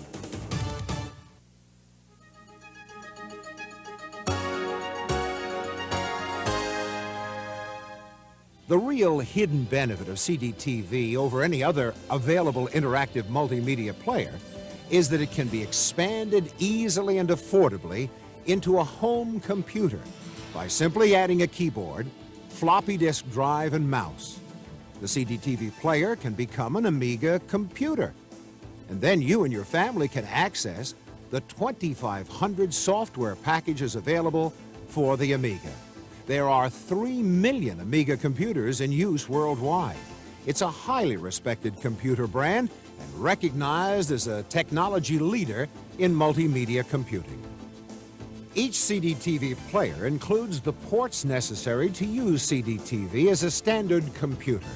This means that there is a parallel port for a printer, a serial port for a modem, as well as ports for keyboard, mouse, or joystick, disk drive, and even a port to use with an RGB monitor. The CD-TV computer solution is perfect for the college student's dorm room. CD audio, word processing, and a games machine, all in one.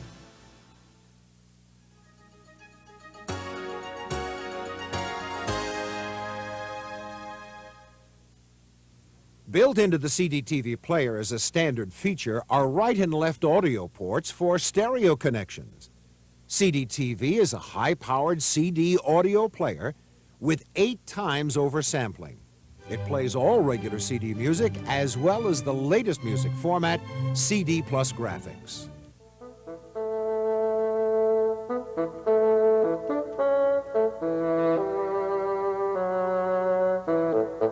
The player has sophisticated on-screen programming capabilities so you can customize your listening pleasure with personalized track ordering,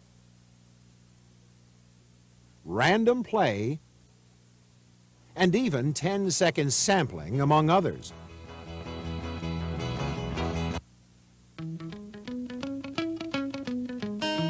A special audio feature of the CD-TV player is the MIDI in and out ports. MIDI, which stands for Musical Instrument Digital Interface, is a standard method of communicating with a computer to control a wide range of musical instruments. Just plug in a MIDI-compatible instrument like a keyboard synthesizer. Using an Amiga software program like Bars and Pipes, almost anyone can learn about music composition, explore the sounds of different instruments, and be performing in no time.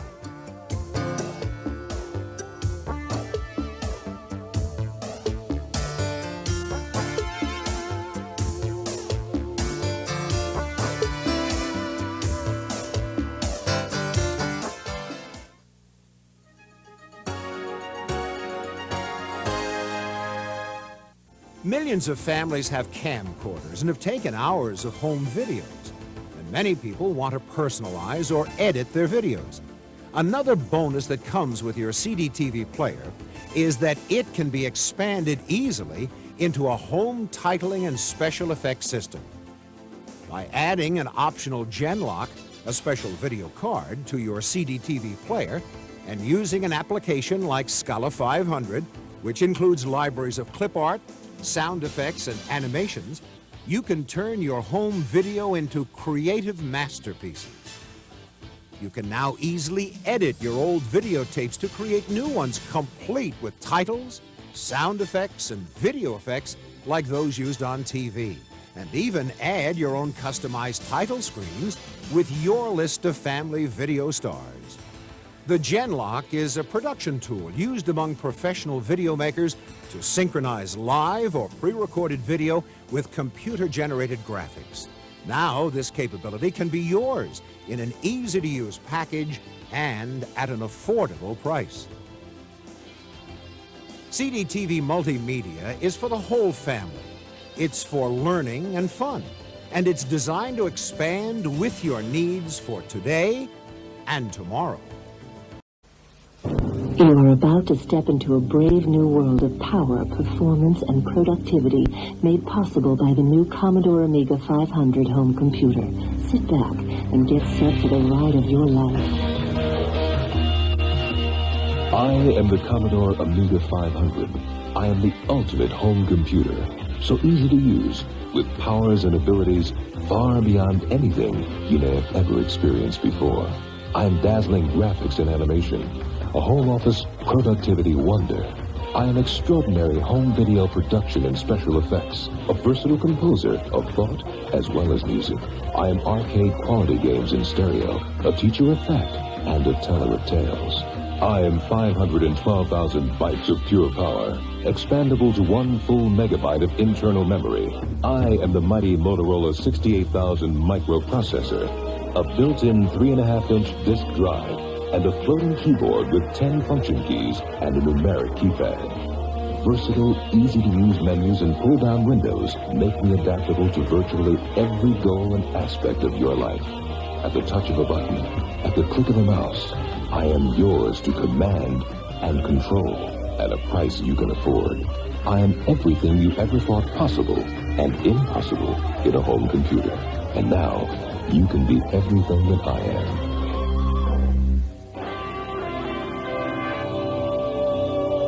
I am the Commodore Amiga 500, the ultimate creative computer, with graphics so advanced and animations so striking, you won't believe your eyes.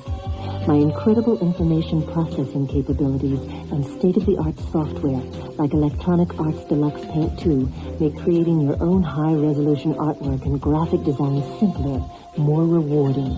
With new text DigiPaint, choose from a palette of 4,096 vibrant colors, all on screen at once, 16 shades of gray. Create vivid masterpieces complete with simulated lighting and shadows. My mouse is your paintbrush. Or expand your artistic horizons with a peripheral drawing tablet like Anakin Research's easel, or with a photo digitizer like NewTek's DigiView. Produce pictures, charts, any precision drawing with breathtaking accuracy and an exacting detail. With byte-by-byte Sculpt 3D, you can add an uncanny new dimension of realism. I am ingenious microcomputer-aided design with an array of powerful professional design programs like Aegis Draw Plus and MicroIllusion's Dynamic CAD. In fact, professional architects, engineers, and designers actually use the Amiga to generate designs, schematics, and blueprints. Plus, I can literally bring your Amiga creations to life. Aegis Animator and Videoscape 3D and Electronic Arts Deluxe Video are just some of the programs that let you create moving images as simple as stick figures or as complex as detailed professional quality cartoons. I am your home art, animation, and design studio. I am beautiful. I am the Commodore Amiga 500, a computer of unique vision, 4-voice stereo sound, and unlimited possibilities. The first home computer designed to let you join the revolution in home video and music. I can be linked directly to your VCR via an Amiga RF modulator, letting you record onto video anything your mind is capable of creating or composing. With the simple addition of a memetics imaging, I become your center of home video production. This Genlock system lets you overlay computer-generated images and sounds directly onto any live or pre-recorded videotape source. Now the fun begins. With packages like Aegis' Video Titler, Zuma Group's TV Text, and JDK Images Pro Video CG1, you can produce titles, captions, and multi-layered special effects, combining computer-generated images and 3D animation with any video image to create your own customized video productions. Go from this to this. Turn your home movies into Hollywood epics. Produce your own music videos. Even customize your favorite pre-recorded video cassettes so that this time the gorilla gets the girl. Better still, add a photo digitizer like Mutex DigiView. With this affordable device in place, I can scan any non-computerized image, a photograph, a document, a drawing, and feed it directly into my memory. Once here, you can save it, change it, color it, customize it for use with any of your other Amiga creations. With your VCR's freeze frame control, I can even animate frame by frame, letting you produce your own fully animated features. Sound incredible? Keep listening. My 4-voice, 9-octave stereo sound lets you recreate dozens of musical instruments and sounds. Anything from the tonal clarity of a xylophone to the powerful resonance of a full choir. No matter what your musical background or skill, there's an Amiga music software package suited to your needs. Deluxe music construction set and instant music from Electronic Arts, Aegis' Sonics, Activision's Music Studio, and Micro Illusion's Music X are scoring hits everywhere. And with an optional memetics musical instrument digital interface firmly in place, you can add electronic synthesizers and other MIDI instruments to your setup. Now you can compose music the way professional musicians do, fantastically. I can help you score your own video productions, adding an unforgettable dimension of sound, music, and realism to your imagination. I am your total home video and music studio. I am Sight and Sound.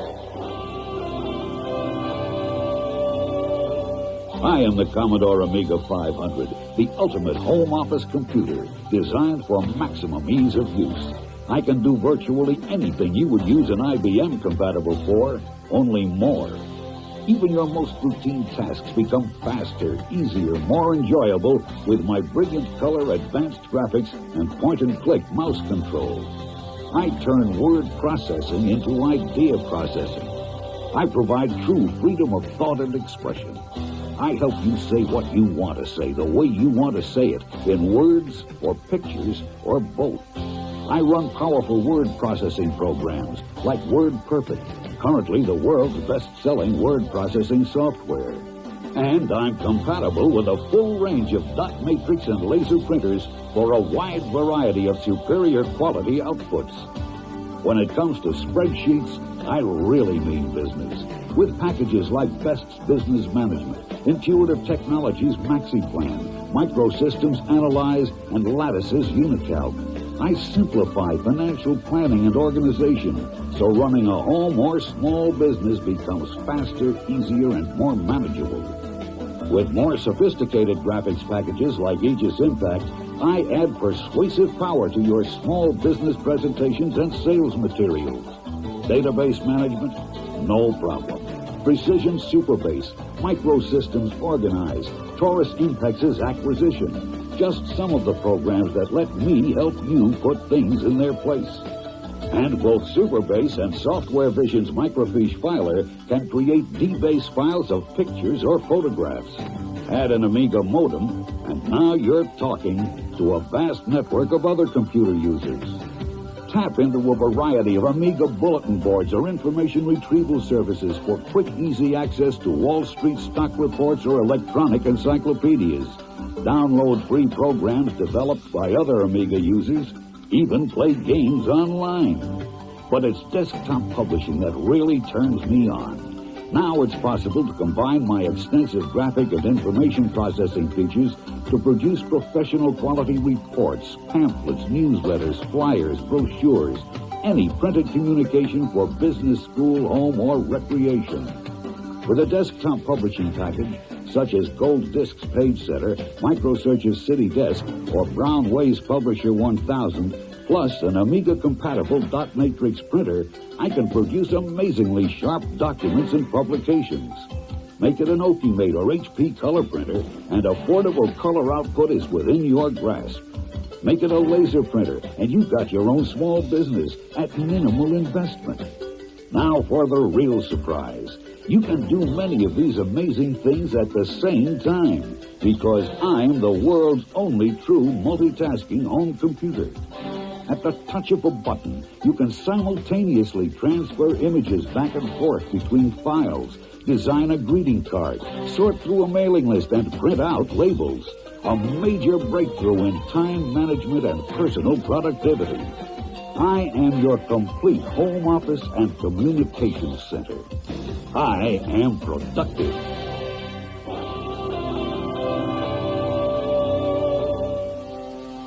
I am the Commodore Amiga 500, the ultimate educational resource, the perfect computer for students, from preschoolers to postgraduates.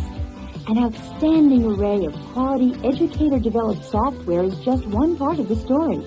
My expertise in animation, art, data management, idea processing, video, and music makes me the ideal teacher, giving new meaning to the term homework. My mouse-controlled operating system couldn't be easier, just right for little hands with growing minds. My vivid color graphics and stereo sound capture attention, reward performance. That is right, Mary. And make learning more fun. And with talking software from Micro Illusions and First Byte, I can even read stories out loud to kids. My unique combination of the factual and the fanciful makes me perfect for junior high, high school, and college students.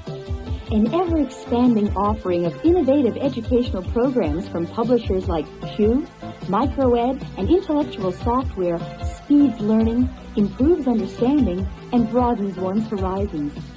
In fact, many colleges and universities now use the Amiga to create their own software programs and systems. Graduate students and educators will find in me unlimited potential for success. Compiling and analyzing data become faster and more productive. Animated reports, lessons, and presentations help you demonstrate to others exactly what you think and leave a lasting impression. I am what higher education is all about. I am enlightening.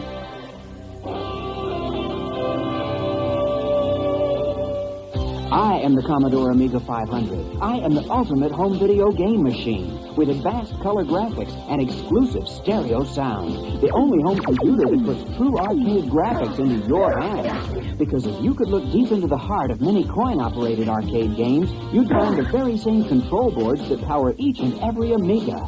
My game collection includes entertainment of virtually every type.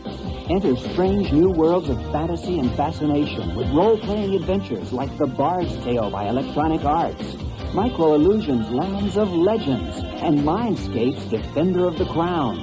Take the ultimate test of strategy and skill as you go one-on-one with Electronic Arts Chessmaster 2000. Get behind the cockpit of Sublogic's Flight Simulator 2, or dive deep into the depths of the ocean with Silent Service from Microprose. Let me take you to imaginative new worlds of interactive fiction, adventure, and mystery with Infocom's Hitchhiker's Guide to the Galaxy, Leather Goddesses of Phobos, and Zork series. Compete to the roar of the crowd in stereo with sports stars like Earl Weaver's Baseball from Electronic Arts and the ultimate game of golf, Leaderboard from Access Software. And bring arcade skill and action home with Marble Madness by Electronic Arts and Firebird's Star Glider. There's no end to the fun and excitement. I am your complete game and home entertainment center. I am fun. I am the Commodore Amiga 500. I am all that you have seen, all that you have heard, all that you have experienced, and more. I am the center of the entire family of Commodore Amiga hardware, software, and peripherals, including the Commodore Amiga 2000, the ultimate professional computer. I am beautiful. I am sight and sound. I am productive. I am enlightening. I am fun. And now, you can be everything that I am. Only Amiga makes it possible. The next step is yours. Return this tape to your authorized Commodore Amiga 500 dealer and discover for yourself all the excitement, beauty, and power. Only Amiga makes it possible.